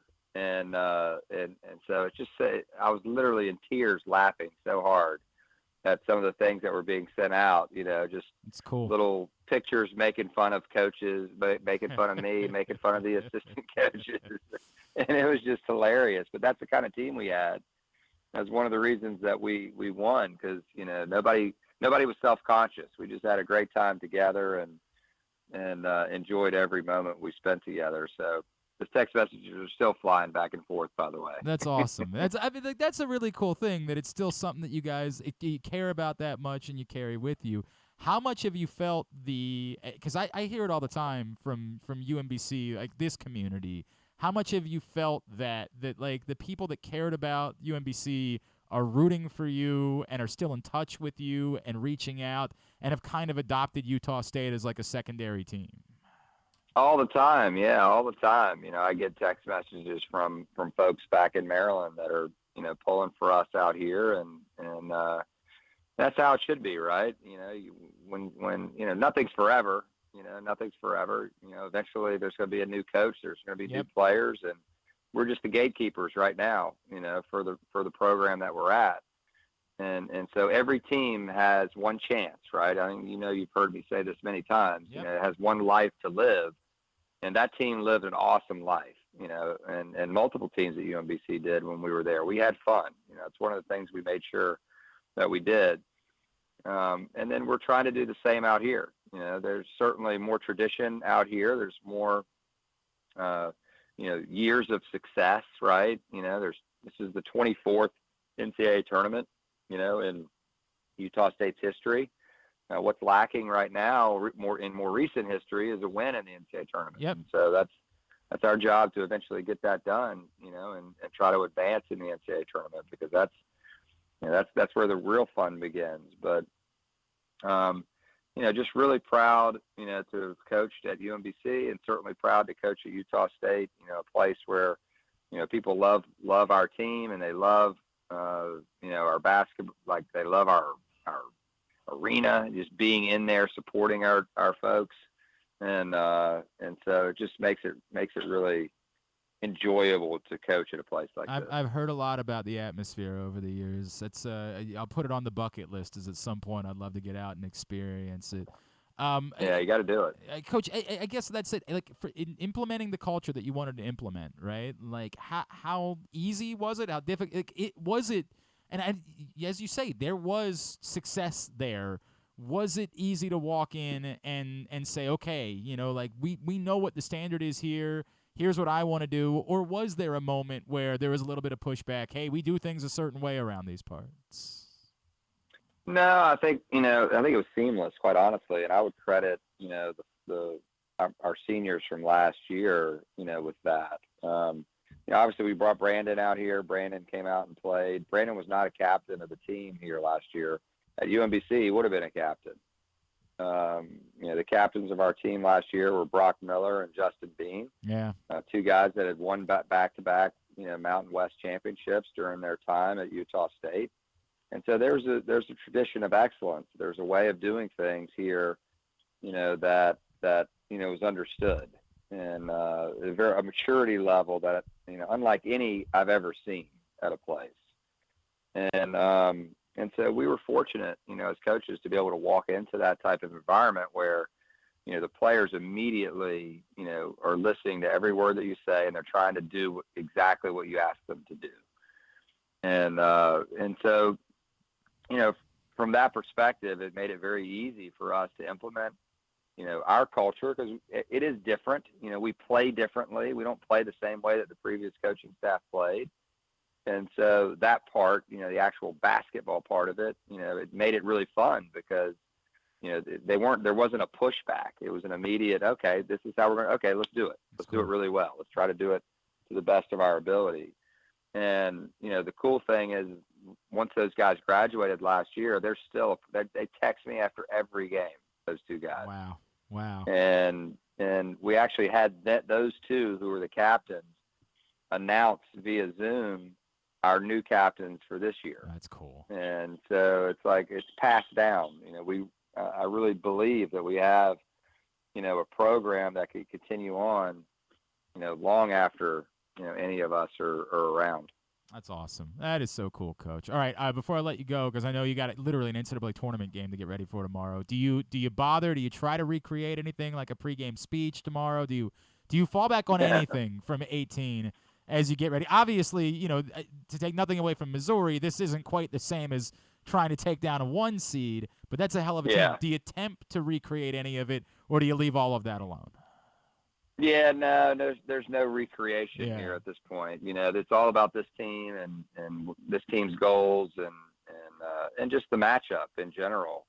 We're trying to do our best to try to get a leg up on Missouri while understanding they're really good, and there's going to be certain things that we're going to have to do in order to win.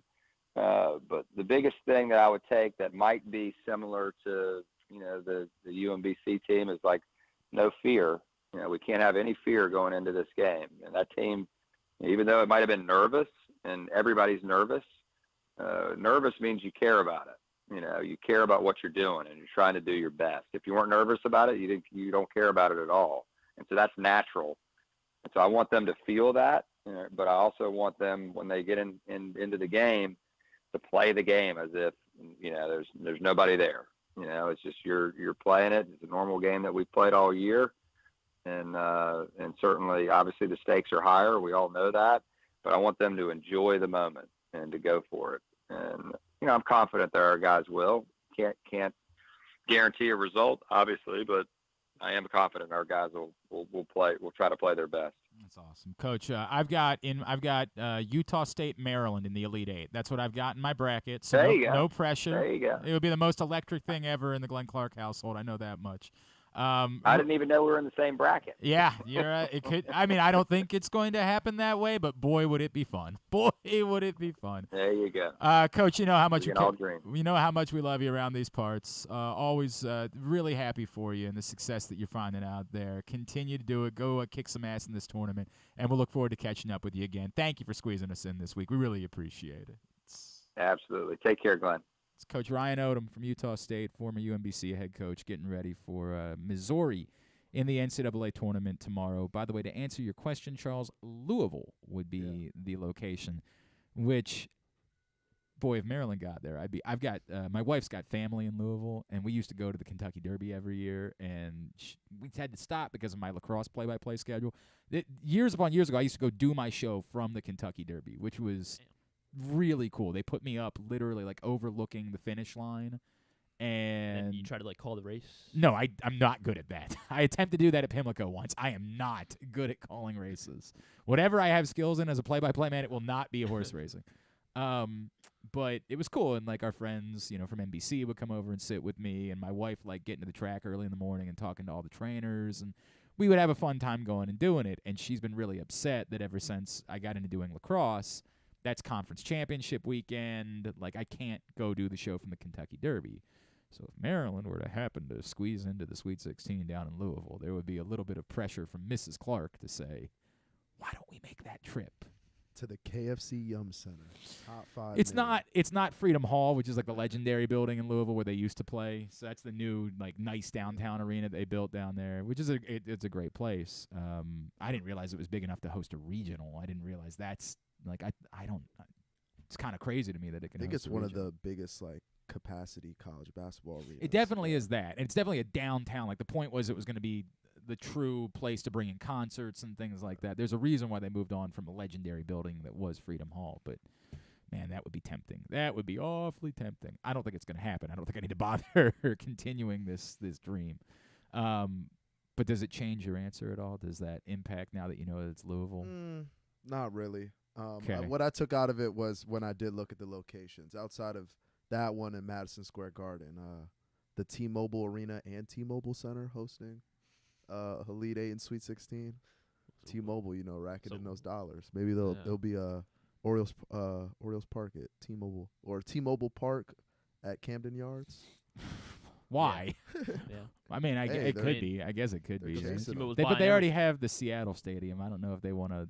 Yeah, they got to go coast to coast. Oh, okay. You're right, All Charles. right. You're right. They got Vegas and Kansas City. Well, but I think it's different by like I think you want to have like a team in every sport, right? I don't know if you want to have an arena or a venue for every. Yeah, like I think you're trying to dip your toe into every sport with naming rights. So like the fact they already have a baseball stadium, so you can say the Kansas City's interesting. They don't have a tenant, so I don't really know what the connection is there. There is no major professional team that plays in Kansas City. Vegas, of course, is hockey, so it would make more sense to me if there was like a primary. Like I think in Phoenix, it's basketball only. Like if they said we wanted to have that one too, or they wanted to have a football stadium or something like that. I don't know why we're doing this. Why am I wasting time on this topic? For the record, my answer, most people are leaning towards get to the Elite Eight just because it's so significant to get to an Elite Eight.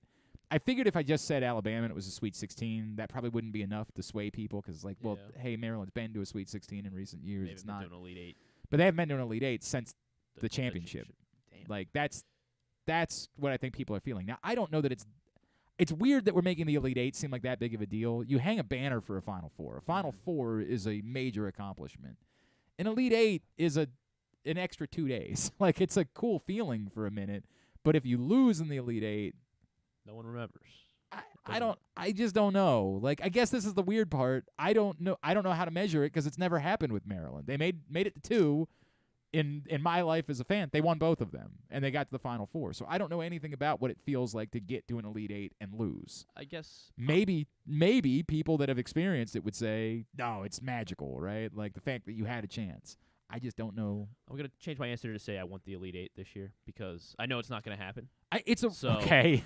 So it's a weird thing because I want to believe it. I think it's the quote-unquote correct answer, but the more practical answer to me is Jahmir Young.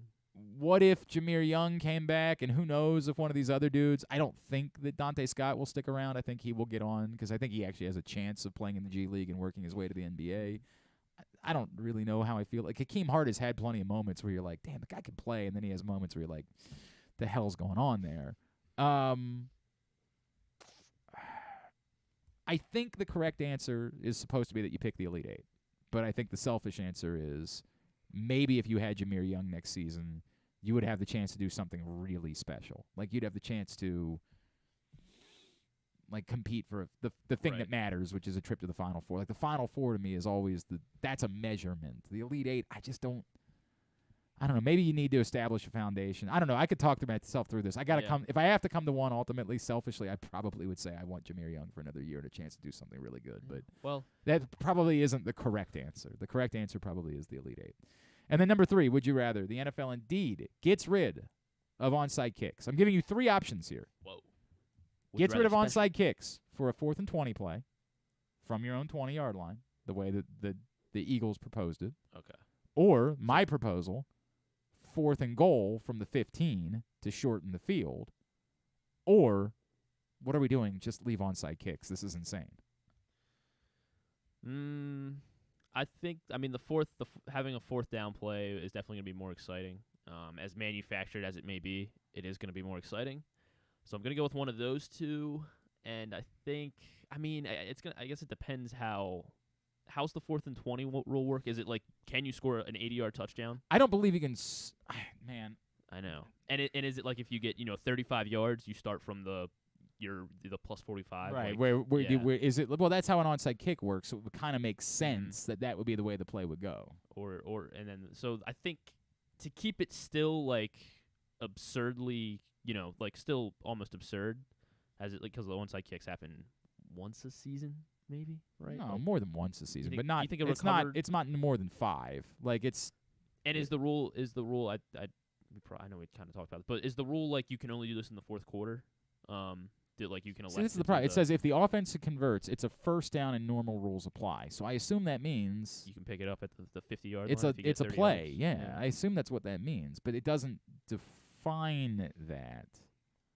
I look at the 4th and goal as the most exciting, but the path of least resistance. Like, Or I think it's far more difficult to convert 4th and goal from the 15 than it is to convert 4th and 20 from your own 20. But I'm looking at the 4th and 20 as, okay, you get maybe you get the 4th and 20, but you still have to drive the rest of the field. I'm not. You don't get a touchdown if you convert the 4th and 5th. You just get the ball back at your own 25-yard line. Oh. You get a touchback at that point. You're getting possession. It's a way to win possession back. It's a more difficult play to convert. Then why not just do the 4th and 20? Because 4th and 20 allows you to – you have to defend the entire field on 4th and 20. Yeah. So it's harder for the defense. It's harder for the defense. It's harder for the team that has played better the entirety of the game. If it's the NFL, they probably pick the 4th and 20 since it But we're not doing that. Yeah. We're doing what would you rather. I'm saying it's the team – there should be a benefit to the team that has been the team that's played from a head-all game. The idea is it should not be an – I get it. 4th and 20 is not an easy play to convert. It should be an extraordinarily difficult play to convert. Yeah. And a 4th and 20 gives you the entire field to operate with to go send speedy receivers down the field and then open something up in the middle of the field for someone else. I'm not saying that it's going to be a 50% conversion rate, but I think you should make it as difficult as possible, and shortening the field makes it far more difficult to convert. You can still do it. It's still possible. If you got if you got Travis Kelce on your team, you're probably going to like your chances of converting on a 4th and 15. But I think it's a far more difficult play to convert than a 4th and 20 is. I think it's just an odd optic and one that would be hard to get used to seeing a team convert a 4th and goal, see the ball go in the end zone, but then they not get points. But we and understand then the ball gets moved But back. we also understand on a 2-point conversion, you only get 2 points. You don't get 7. Like, we've established there are rules for how all this works. It would just be hard to get used to seeing the ball go in the end zone with the team holding the ball and then no points get on the board. Okay, then if it helps, then make it so that you can do it from the 20, but you only have to the 35 or to the what would that be at that point? Then at that point it's 4th and 20. No, you have to get to the 40, but you can't go past midfield. Like, if it helps you with I'm saying shorten the field. Yeah. Don't just allow for teams to use the entire field and make your life miserable on that play. Like, I think I like the 4th and 15 the most. What's the penalty for, like, if you don't get it? Is it like you give them the ball on the 40-yard line? Like, how? If in my scenario, Yeah. in the one that I would come up with, that'd be interesting. No, I think it would do it like an onside kick. You would give them the ball at midfield. Okay. Right? Like, there's a reason why you don't just do it all game. If you were giving them the ball back, like, then you just would never kick off. Right? Like, why would you ever kick off if they could get the ball? It would have to be a serious penalty. Yeah, I'd say the penalty have to be like kicking it out of bounds. Like, if the kicker kicks out of bounds, I would think it has to be. I think it has to be worse than that. I think it has to be at least midfield. I think it has to be midfield because then you don't want teams to just keep trying it throughout. There has to be a real penalty for. You don't want it to just suddenly become the kickoffs are out of play and everything. Then it's completely manufactured at that point. The one encouraging thing about the responses to this one have been I've gotten more people who just say, "What are we doing? Leave the onside kick." Like, and I appreciate that. Like Doug, who said, hang on a second, let me pull this up. Doug said, keep the onside kicks. Teams that are losing as a result of 55 minutes or more of football don't deserve any extra help to make comebacks easier in the last 5 minutes. Bless you, Doug. Bless you. That's why the games are 60 minutes, though. Come on. That's the point. You got 5 more minutes. The first 5 minutes are supposed to matter as much as the final 5 minutes do. We already skew rules about what can be reviewed, and we always skew. We're going out of our mind to make it so it's a different game in the final 5 minutes than it is the rest of the game. And it shouldn't be. I understand in some circumstances why you have to do that, because if you're the NFL, some disastrous call in the first quarter will not be remembered the way that a disastrous call will be remembered in the final couple minutes of the game. They do it to protect their asses. But we still have to remember it's a 60-minute game. And it's not supposed to be easy to rally from down 3 scores in the final 5 minutes of a game because you're supposed to play well in the first quarter too. It's not hard. I'm flipping my answer to the ones, not because of your reason. I still think if you're in it in the last 5 minutes, you should be able to have every chance you can. But I do want to keep the onside kick because we're never going to have the coming out of halftime surprise onside kick like the Saints Super Bowl over the Colts. I think. I like that because you can do the onside kick. You can do it in the second quarter. You can do it whenever you want. That's the point. And catch someone off guard. Yes. You can't. I mean, you do this. Yes, it's not going to be a surprise. You can't surprise anybody. Yeah. You have to announce that this is what you're doing to try to get the ball back. Now, if you feel super confident in a play and you're just convinced that it will work and you feel like doing it, like when you bring up with the Saints, like you can seize momentum back in a game and break their backs, give it a shot, right? Like, why not? We think that if we don't change momentum, we're going to lose the game anyway. You could do it at another point during the course of the game. Somebody would suggest why not both? Like, why not give a team the choice that they can either try an onside kick? Like, why take onside kicks? I don't think you could change the rules of football. Like, it's a live ball past 10 yards.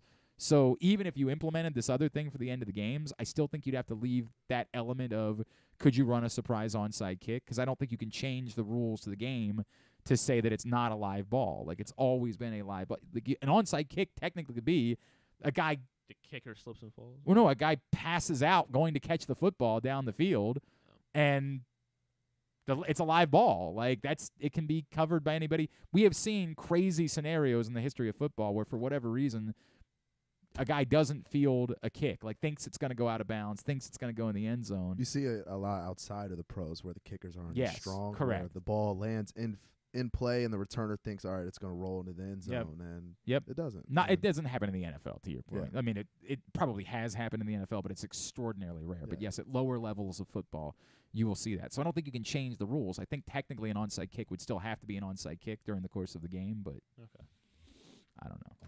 All right, continue to get me your responses for Would You Rather Wednesday throughout the course of the day. Tomorrow morning, Griffin will pick a winner to get a free shirt from our friends at Birdland Sports. Again, birdlandsports.com is the website. Gambling can be fun, but you should set a limit and stay within it. Remember that if you or a loved one has a gambling problem, call 1-800-GAMBLER 24/7 or visit helpmygamblingproblem.org for free confidential services. We'll come back in with Fighting Words, Tidbit, and Tubular to wind down for a Wednesday edition of Glenn Clark Radio. The Baltimore County Police Department is hiring. Entry-level officers start at over $60,000 and over $64,000 for lateral officers, with $10,000 signing bonuses available. Plus, cadets start at over $32,000. Great benefits are available like medical, dental, and vision insurance, tuition reimbursement, 15 sick days per calendar year with no limit, career advancement to more than 20 specialized units, and more, with further incentives for military service members and veterans. A passion for service, a career for life with the Baltimore County Police Department. Find out more at joinbaltimorecountypd.com or call 410-887-5542. Must be a United States citizen, have a valid driver's license, and a high school diploma or GED equivalent. The latest edition of Press Box is available now. On the cover, Luke Jackson profiles Orioles phenom Gunnar Henderson, breaking down how he was able to become the top prospect in baseball at such a young age and what could be next in his first full MLB season. Also inside, we meet lacrosse players from the men's and women's college programs across the state, and Bo Smoka breaks down another year of wide receiver issues for the Ravens. Press Box is available for free at over 500 area locations, including 60 Royal Farm stores, and you can always find the entire edition, as well as the best daily coverage of the Orioles, Ravens, and Terps at PressBoxOnline.com. Have you experienced hardship due to COVID-19 and want to start a new career in healthcare? Look no further than CCBC. Starting in March, CCBC offers short-term career training programs in medical front office, pharmacy technician, and certified nursing assistant. And the best part, funding is available to those who qualify. Healthcare is a rewarding field that can offer job security and fulfillment. With CCBC's healthcare programs, you'll learn everything you need to know to get started in these in-demand careers. Call us at 443-840-2222 or ccbcmd.edu to learn more. CCBC Healthcare Programs. Your new career starts now with funding available. 443-840-2222 or ccbcmd.edu. That first sip. That first bite. Start your day off right with a delicious breakfast at Royal Farms. Choose from a fantastic selection of fresh Royal Farms breakfast sandwiches and top it off with a rich hot cup of the freshest coffee in the world. At Royal Farms, breakfast is available day and night. It's the freshest breakfast in the world. Real fresh, real fast. Royal Farms. Stan the Fan here, welcoming back one of my favorite sponsors, the Costas Inn. And everybody around Baltimore knows that the Costas Inn is a great place to go and grab crabs, steaks, salads, soups, whatever's on your mind to eat in person. But did you know that the Costas Inn has upped their game? They are now one of the premier takeout places in Baltimore. Give them a call now to order your food, 410-477-1975. That's the Costas Inn over 4100 North Point Boulevard. Make the most out of every day in your Toyota RAV4. Available in hybrid or gas-only models. A RAV4 can get you where you want to go in style. Check out buyatoyota.com for deals on new RAV4s from your local Toyota dealer today. Check out PressBoxOnline.com every day to find daily winners and betting advice from Jeremy Kahn. And if you want some advice about life decisions that you probably shouldn't make, here's Glenn Clark. You gotta get a hold of your buddy over there. I mean, he's in a large minority or what? Small minority. He's in the. Well, I don't know if everybody's listening to the show. I just we've explained what the Lamar-O-Meter is. I know. We've given it an explanation. I texted him. I said you're a moron, I think. Both via tweet and via the show. There couldn't be more explanations available for what the Lamar-O-Meter is. So if you just tuned in and you're confused by it because you see it in the background, yes, people seem to enjoy it. We're having fun with it. And that's what it is. It's silly. This is where we are. Trust me. Do you think we want to be doing this? Do you think this is what I want to do? I mean, it's fun. Don't get me wrong. But I would much rather be able to rip this thing down today because Lamar Jackson signs a deal. No offense to Gwen's Chili Bowl. I appreciate it, and I'm not going to actually rip it. I want to make that abundantly clear. She put a lot of hard work into it. We have a ceremonious pyre once he. Yeah, something like that. Maybe the day that he signs, that's the day she considers the half smoke, and we have a celebratory half smoke in celebration of taking down the Lamar-O-Meter. You're struggling. Lamometer. You're not. You Lamometer. gotta sharpen up on this. Okay. Every time I say it, you gotta be right on top of it. We do this on the radio show. Every time I say Rita and Glenn, Rita immediately says Glenn and Rita. Like you got it. That's the bit. I'm going to teach you one of these days. We're going to get there. I understand radio's dying, so there's no, and we don't even do radio, so there's no point to it. But I'm going to teach you one of these days how this goes. You got to be able to understand what we're saying is this is where my confidence is that Lamar Jackson will be the Ravens quarterback next season. Somebody pointed out, like, well, yeah, but what about 2024? We're not, my God. What are we doing? Too far. Way too far. Jesus Christ. Well, what about 2025? No. No. About those 2026 picks. Thank you. We are living in a nightmare.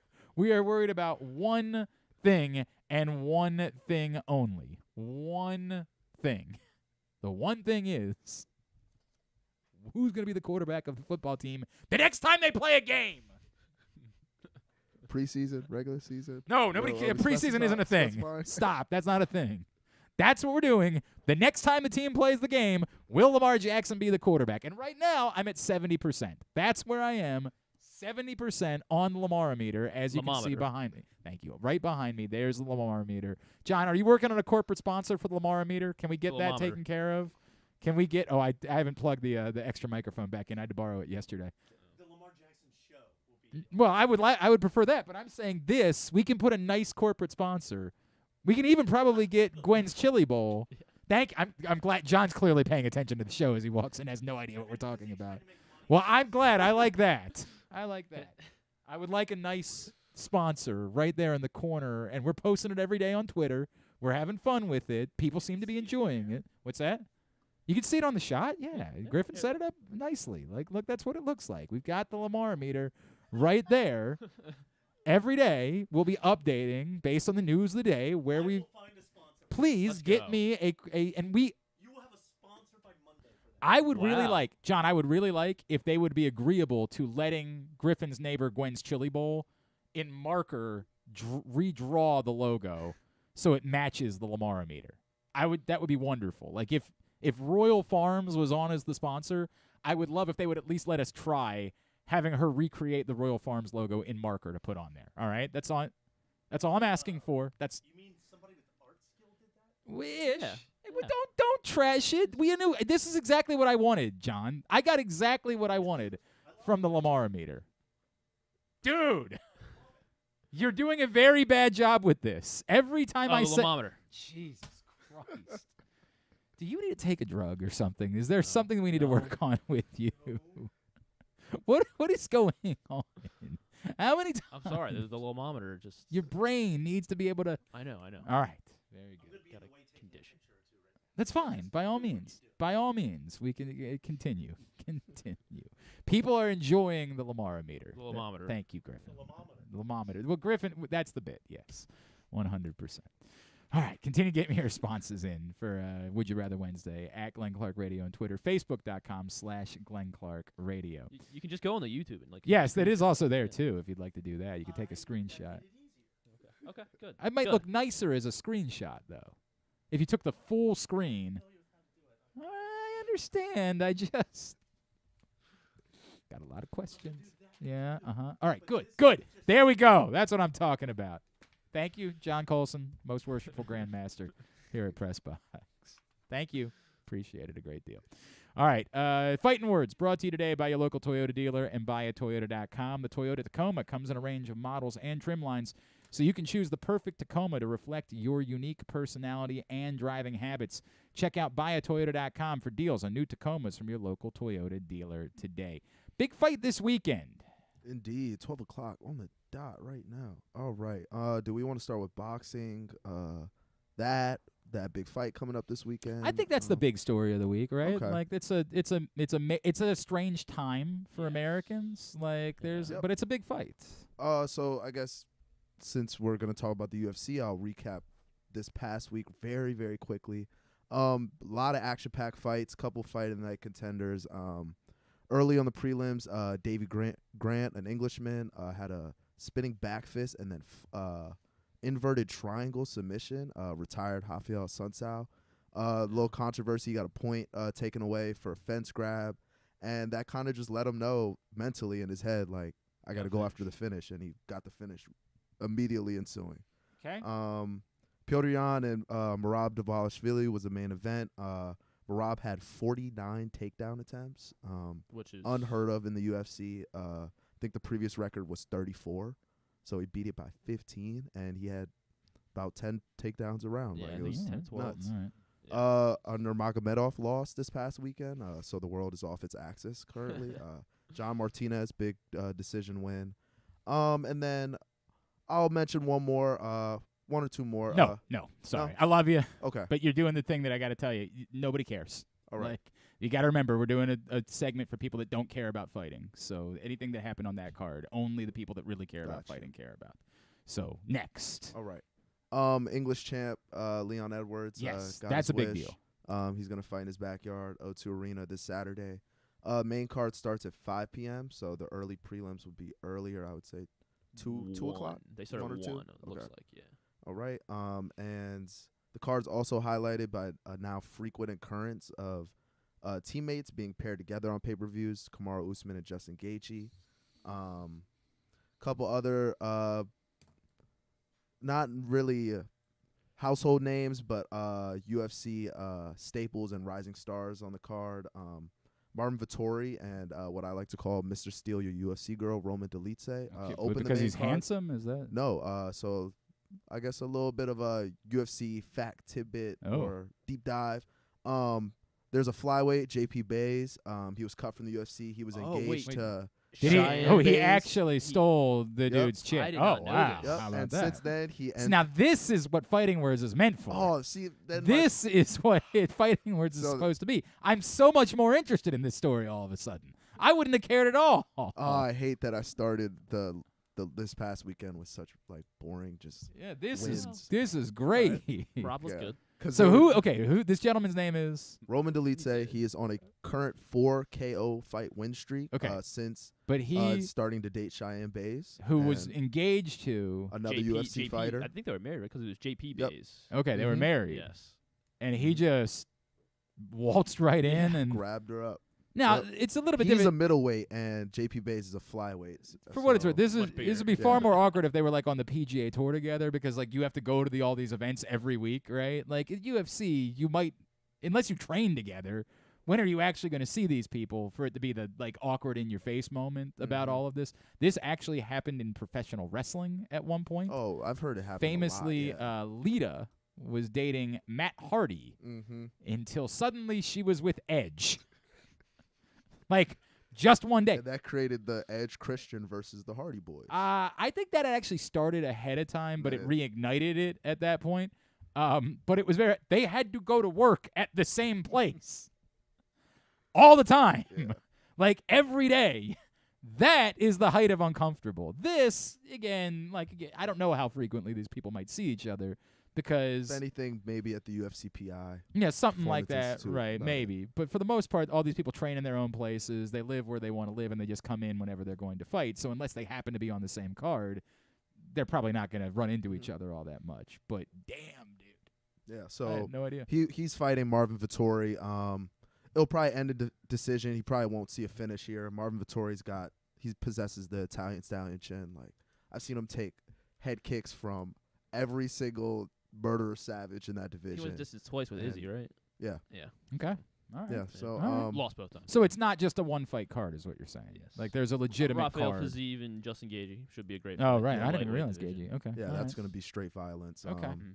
There's an English favorite, Jack Shore. He was undefeated. He lost his last fight.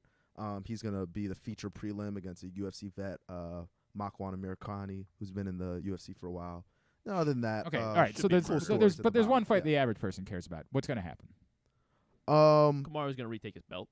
That's what a lot of people think, because he won so dominantly the first fight. But I will say Leon can take a lot of things from that fight that just happened as well.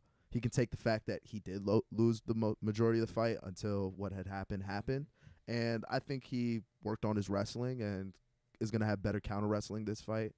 But I do see Kamaru probably finishing Leon Edwards on his feet this time. Okay. Yeah. I mean, he can't mess around as much. There's a question of maybe Kamaru's chin now at this point since, I mean, he's only been knocked out once, but like... What are the odds for... It's like a 2-1 favorite. I think he's minus 200. Kamaru is minus right You're now. Mr. UFC betting. Why are you asking somebody else? This is like your area. Minus 260. Thank you. Kamaru. All right. Yes. Very good. Very good. I don't know. I think I would bet Kamaru as well, but I would have to think about how I could bet him, given I don't want to bet minus 260 straight up. I'd have to think about that a little bit. Knockout, decision, double chance. I'm not sure what the odds are on that, but that'll be okay. I guess. All right, that would at be least knock it down at least a little bit way closer to even money. Yeah. Okay. All right, I could consider that. All right, what else? As for boxing, I wanted to continue on obviously the big fight that everybody's waiting for. There is Caleb Plant this weekend, but nobody really cares about that. Gervonta Davis and Floyd Mayweather Jr. and Mayweather Promotions have seemed to come to a cooling period. Davis is now going to come back into that camp and fight and prepare for that camp in the Garcia fight. In the Garcia fight, he's going to prepare in Vegas where the fight will be held. Okay. He's going to be preparing with Mayweather's team and promotions. And he had this to say about that relationship and the upcoming bout. He said, I mean, why not start training at Mayweather's gym again? I feel as though they have a good boxing gym, so why not? And on IG, when he announced the fight on IG, he had a quote, "Don't be so thirsty for opportunity that you drink from every cup handed to you. That's how you get poisoned." And just kind of want to get your thoughts on where he's coming from now that he's been late for a press conference, had a very heated second press conference. I wish those things don't even register on the Gervonta Davis issues. You know what I mean? Like, that's the problem with talking about Gervonta Davis. Is like the fact that he showed up at all is probably a win, right? I think it's good that he's with his old team now. Probably true, although I think part of his issue in life has been trying to be like Floyd Mayweather, right? Like that's been his role model, because Floyd Mayweather is not a role model. Obviously a very accomplished, very wealthy boxer, but not a role model.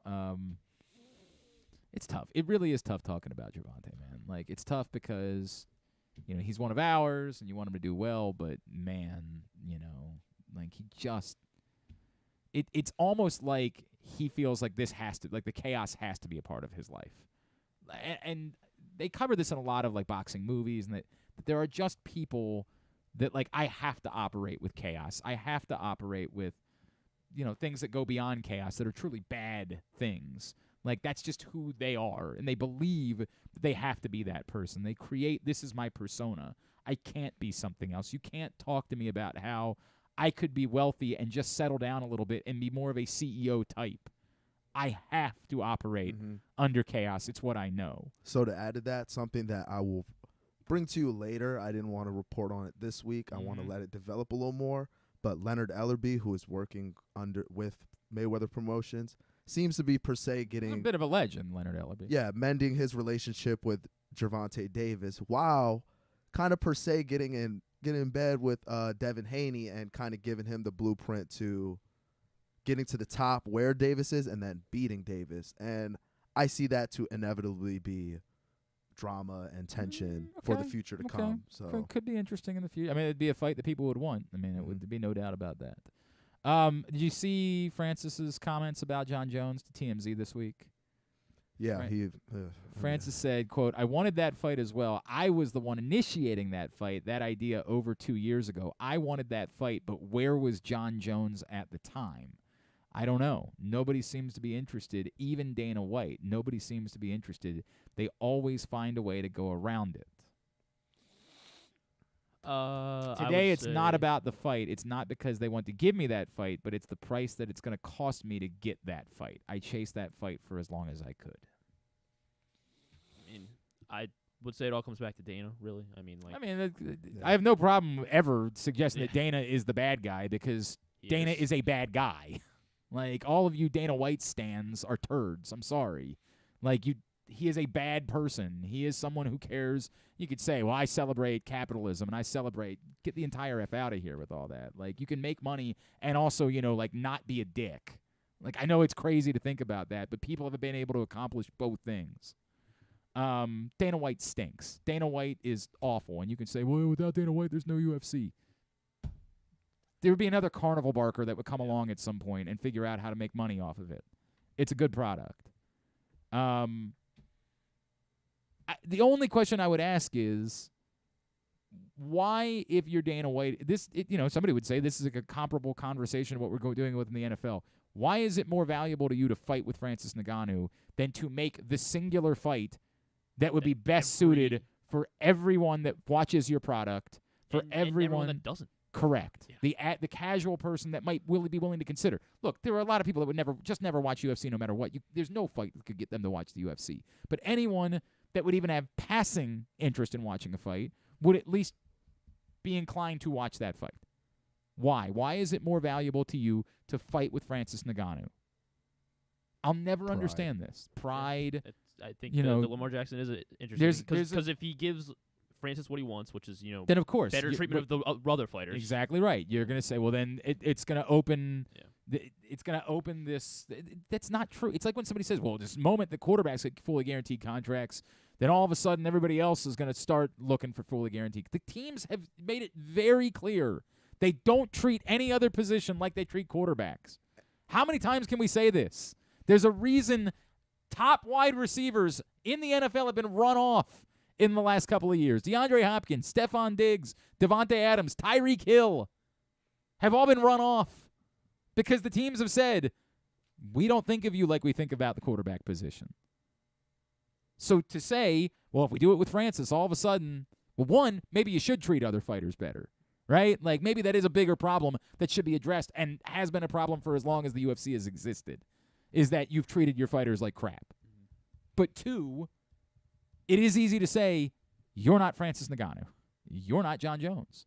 And there has always been preferential treatment given to certain fighters. George St. Pierre absolutely got preferential treatment from the UFC. Anderson Silva definitely got preferential treatment. Frankly, John Jones probably got preferential treatment from the UFC. Maybe not quite the same as some of the other guys because of his other issues. But my God, I'll never understand why it's more valuable to you to try to win a fight with Francis Ngannou than it is to make the fight that people want. You're right, because at least with the Ravens, Steve Bisciotti has to. Yeah, he has to answer to other owners. Right, yes. Dana White doesn't work with Scott Coker. He's got a monopoly. Honestly. What are we doing here? It's so weird. So weird. All right, and then all I had left. We got to make it not quick. not even any information with it. The NBA, are they rebranding their logo to Jerry West from Jerry West to Charles Oakley? I just wanted to discuss why there's so many fights happening in the NBA recently. Oh, I don't know. I don't got anything on that. Brooke Lopez getting choked out, and then yeah. There is like Draymond Green and Dylan Brooks. I have seen some people say like these are the things that would have never happened under Daniel Stern or Daniel Stern, the actor from Home Alone, David Stern. Oh yeah, he's throwing the suspension. Like the John Morant thing would have never happened. Like there's been a lot of like stuff recently about like this never would have happened under David Stern. I don't know, man. Like I have no idea. I also think that David Stern was dealing with guys that weren't quite as wealthy as they are now in the NBA. The part of the problem does become once guys are wealthy to an ungodly extent, what is the penalty for anything? Like what when you're making exorbitant money, there kind of are no like whatever your rules aren't the rules of my world. My world's rules are I'm wealthy, who gives a rat's ass? So I don't know. I don't know what the answer is to that question. I did see that the Canelo announced another fight though too. I just don't care anymore. I'm kind of over it with Canelo. I get it. He's a name, so people still care, but I got nothing there. All right, good job. Thank you. Fighting words with Prince Charles. Tidbit of the day is brought to you by the print issue of Pressbox, which is available right now for free at your neighborhood Royal Farms, any of the hundreds of locations around town where you find Pressbox. You can read it all at PressBoxOnline.com. Gunnar Henderson's on the cover. Great story from Luke Jackson. Go pick it up right now. What you got? I'm going to continue with the March Madness-themed tidbits. We did the most national championships over the last 2 days. So now I want to see if you can name the teams that have made the Final Four the most but have not won a national championship. So these are teams, there are 8 of them that have made at least three Final Fours, and they have not never won away a national title. Yeah, they're 8 teams. Michigan has either not made three Final Fours. Oh, they won the title with they won the title after. I do remember the year they won. They won. They didn't win the Fab Four year. They won Glenn Rice. So never mind. My fault. Did they win with Trey Burton? No, as well? they lost to Louisville or in the championship. Poole. Game. No, they did not. Okay. They have not won in the modern. Right. But I believe it was the Trey Burke team that played Louisville in the title game and lost. They also lost the title game to Villanova. So it might be that they made it to both. Arizona? No, Arizona definitely won a national championship. Not Arizona, yeah. Stanford. Not Stanford. Baylor. No, Baylor won the national title 2 years ago. Yeah. Oh, man. That's so forgettable. It's a year VCU got bumped out, but yeah. Georgia Tech. Not Georgia Tech. I'm trying to go with just teams that I know have made Final Fours. Purdue, did they win a title at some point? Purdue is not on my list. I don't think Butler ever made a third Final Four, right? They That's only correct. made the two. Butler only has two Final Fours. Illinois. Georgia Tech has only made 2 Final Fours. Okay. Illinois is on the list. Yeah. I think they made 5 Final Fours. Because it would be... No, I'm not even thinking about Yes, 5 Final Fours for Illinois and 0 titles. Oklahoma. 5 Final Fours as well. No titles. Miami not on the list. I don't know if Miami's ever made a Final Four. LSU. LSU is on the list. 3 Final Fours, I believe. Texas is on the list. 3 Final Fours. How many of these teams are there? There are 8 of them, so you have 4 left. I know. I'm feeling it now. I don't want to screw this up.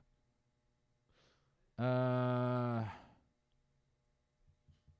don't have another one. I don't have another one in the chamber.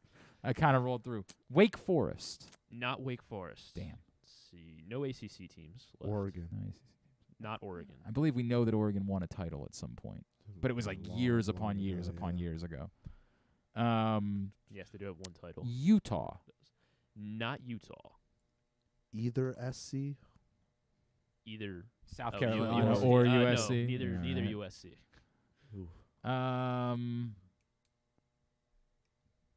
Wisconsin. Not Wisconsin. Did they win a title at some point? Did they early on? Did they win a title? Because they made some Final Fours. I guess they must have. Yeah, they must have won a title at some point. Find them on my list here. All right. Is there another Pac-12 team on the list? There is not. Okay. Let's go back to the SEC. Tennessee. Auburn? Not Auburn. There's not an SEC team. There's not an SEC team. So we go to the Big 12. Who else in the Big 12? Texas Tech. Not Texas. They won a couple years ago, but I didn't think it was enough. Kansas State. Yes, Kansas State. 4 Final Fours. West Virginia.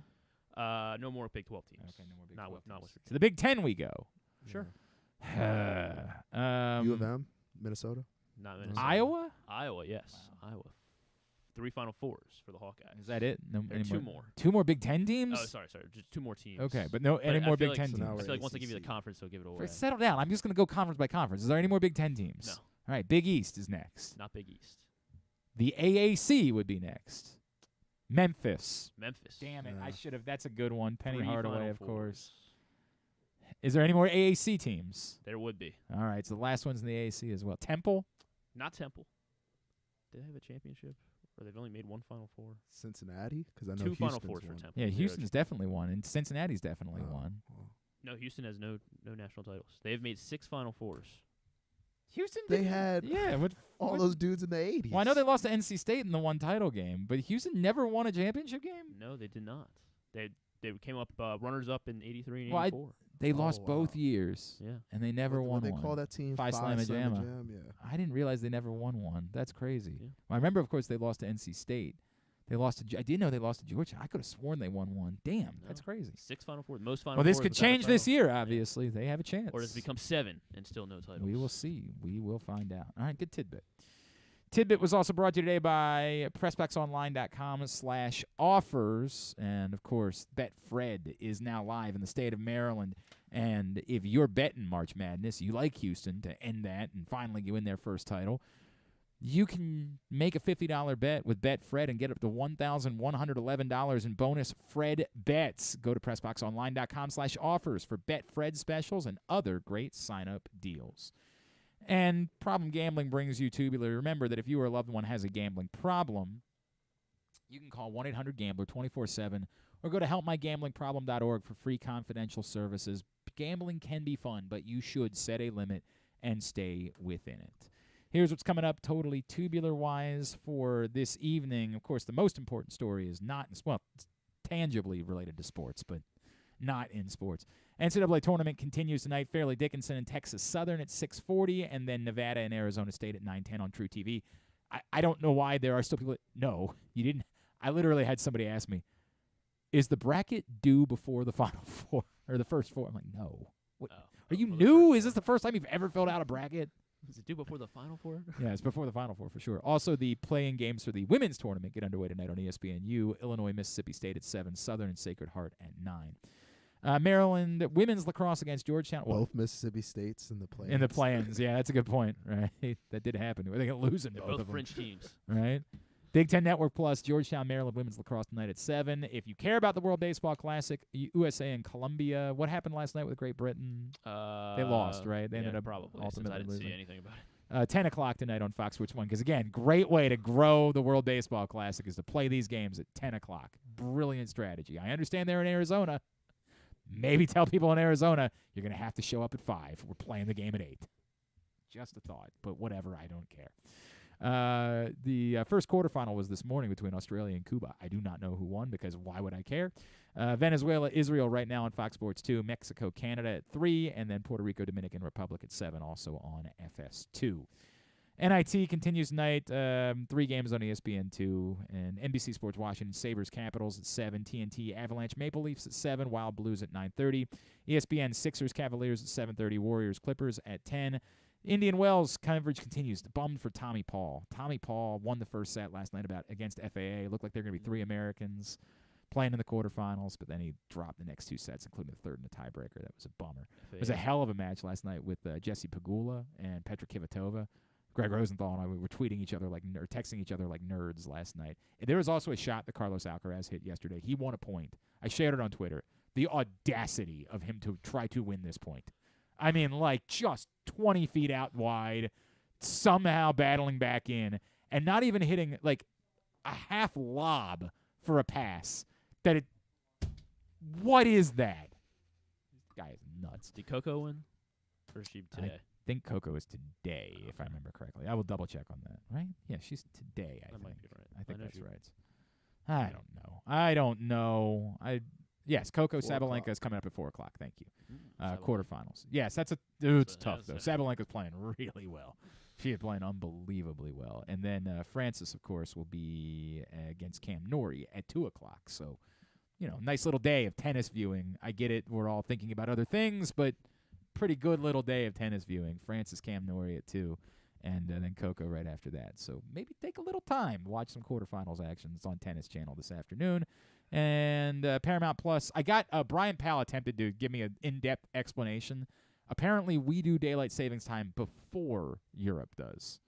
Like, we pushed ours up, so there's like a couple of weeks. So they do theirs in like April or something? I don't remember. He explained it all to me in a tweet, and it's so far down now because of the Lamar-O-Meter that I don't know how to find it, right? But he explained all of it to me in a tweet. But they are going to do daylight savings time, and when they do, the matches will go back to 3 o'clock, and then they'll be on CBS again. But for right now, they're at 4 o'clock. What the View needs to be on it or for, the local news, I think, is the big issue. They don't know. Not all of the affiliates would say, no, we're not running this. We've got local news that we're going to put on instead. But Champions League on Paramount Plus, Napoli and Eintracht Frankfurt at 4, Real Madrid and Liverpool at 4. That would probably be a good one to put on CBS, by the way, if it was an option. USA for Brighton and Hove Albion, Crystal Palace at 3:30. TBS for AW Dynamite at 8. Some non-sports highlights. One big one, of course, the new episode of The Mandalorian. Yes. Thank you. Brian Powell has re-upped his information. Europe changes their clocks on March 26th. Remember, our government decided that we changed daylight savings 2 weeks early and back to standard a week late. There you go. I mean, none of it makes sense. Just end it! End it! Survivor's on Wednesdays. That's at 8 on CBS. Kamala Harris will be on Colbert. Plugging her new movie? Is she in Cocaine Bear? That would be wild. No, she's not. Yeah, that's think a she's bummer. not. Yeah. Keira Knightley's she in that new show with Bob Odenkirk on Sunday night? Who knows? Maybe. What is it called? Hank something? Yeah, Hammer and Hank? Lucky Hank. Yes. I got to watch that. AMC on Sundays. Keira Knightley's on Fallon because she's in the Boston Strangler movie that comes out Friday. Okay. I did not know that was a thing. Looks kind of good. All right. Hold on, I forget where it comes out, but I think it is on streaming Friday. Maybe it's just theaters. Anyway, she's on Fallon. And but of course Ted Lasso season 3, the final season. Yes, that's the one. Apple And TV but Plus. one episode per week. Yes. So if you're thinking that you're going to sit down and There might have been 2 today. I'm not sure, but I thought I saw it was just one, but just maybe one? you're right. Maybe you're right. They did 2 for the first week or something like that. Did you guys see the Big City Greens Classic yesterday? So I had no idea it was even a thing until people started tweeting about it. I don't know. Did people like it or did Zach's a Rangers fan, so I watched it. This is your roommate. Yes. Just a random person named Zach De La Rocca from Rage Against the Machine, who's a close personal friend of Prince Charles. Did he think it was cool or? It just looked like background noise, honestly. I didn't know what to make of it because I didn't get to watch it. I just saw people tweeting about it. Yeah, I was like, doing work while it I feel like if happened. I cared, I would be bothered by it. He was telling me it was more entertaining when the game was close, but then the Rangers got up on the Caps. But then the Caps came back, but the Rangers still won. Right. So It was never going to be for me. Like, that was never going to be my thing. All right, very good. Everything else at GlennClarkRadio.com. Thanks today to Ace Baldwin. do we need to update the Alum-O-Meter? Why? Is there is there some sort of news? No, we do that by day. Okay. By well, day. I mean, Baker Mayfield did sign with the Bucks. Is that? No, I don't know. We'll deal with it. Okay. We do it. It's a daily update of unless there's something dramatic that were to occur. Yeah, like Baker Mayfield. Brian Jackson was trying to fight with me. My number is way too low. He was like, "There's no chance Lamar's not going to sign the tag. There's no chance that he's going to." I'm like, "Bro, I wish I had his. yeah, I mean, like, optimism. God bless you. I don't know. Anything could happen at this point." Somebody said that to me the other day. They're like, I couldn't believe that we're trying to make it news that like Lamar might hold out, and I was like, "Do you know for sure that? How does anybody feel like they have any handle on this situation? Where is that coming from?" I know Lamar. Yeah, right. Yeah. I can read into It'll how be he's fine. feeling. Jesus Christ. everybody must see Lamar's mom at the grocery store, like, Right. once a week. Or Right how there in did the drop. there's just no way that any team is going to make that type of offer. Like, really? You're sure of that? Deshaun Watson. Like, I get that what I moved the number up because of what Brian McFarland said, but I still don't know what happens if ultimately team after the draft says, "Fine, we'll go 6 years, $300 million guaranteed."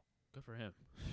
Like, it's easy for the Ravens to say, okay, well, that's the market. We got to match it. But, like, is there a breaking point to that? Is there still a contract breaking point to what they're willing to match? That's why I can't go past 70%. 70% is probably about as comfortable as I'm going to be. Yeah. There can be news tomorrow. Until yes. Not even a 1% for the Bucks being taken off the list. We'll deal with that. You're trying tomorrow. We'll deal with it tomorrow when we update the Lamar-O-Meter. That's the way it's going to go. Thank you.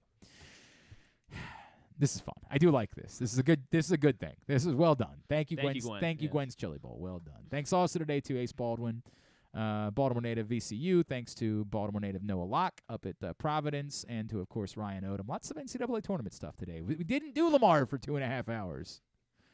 Just for 1.5 hours. Just with a pleasant distraction. Continue. By the way, we'll get all that up in the greatest hits section of the oh, my God, it's so good. tab at GlennClarkRadio.com. Don't forget to keep getting me your responses for Would You Rather Wednesday, brought to you by Birdland Sports, and we will pick a winner tomorrow.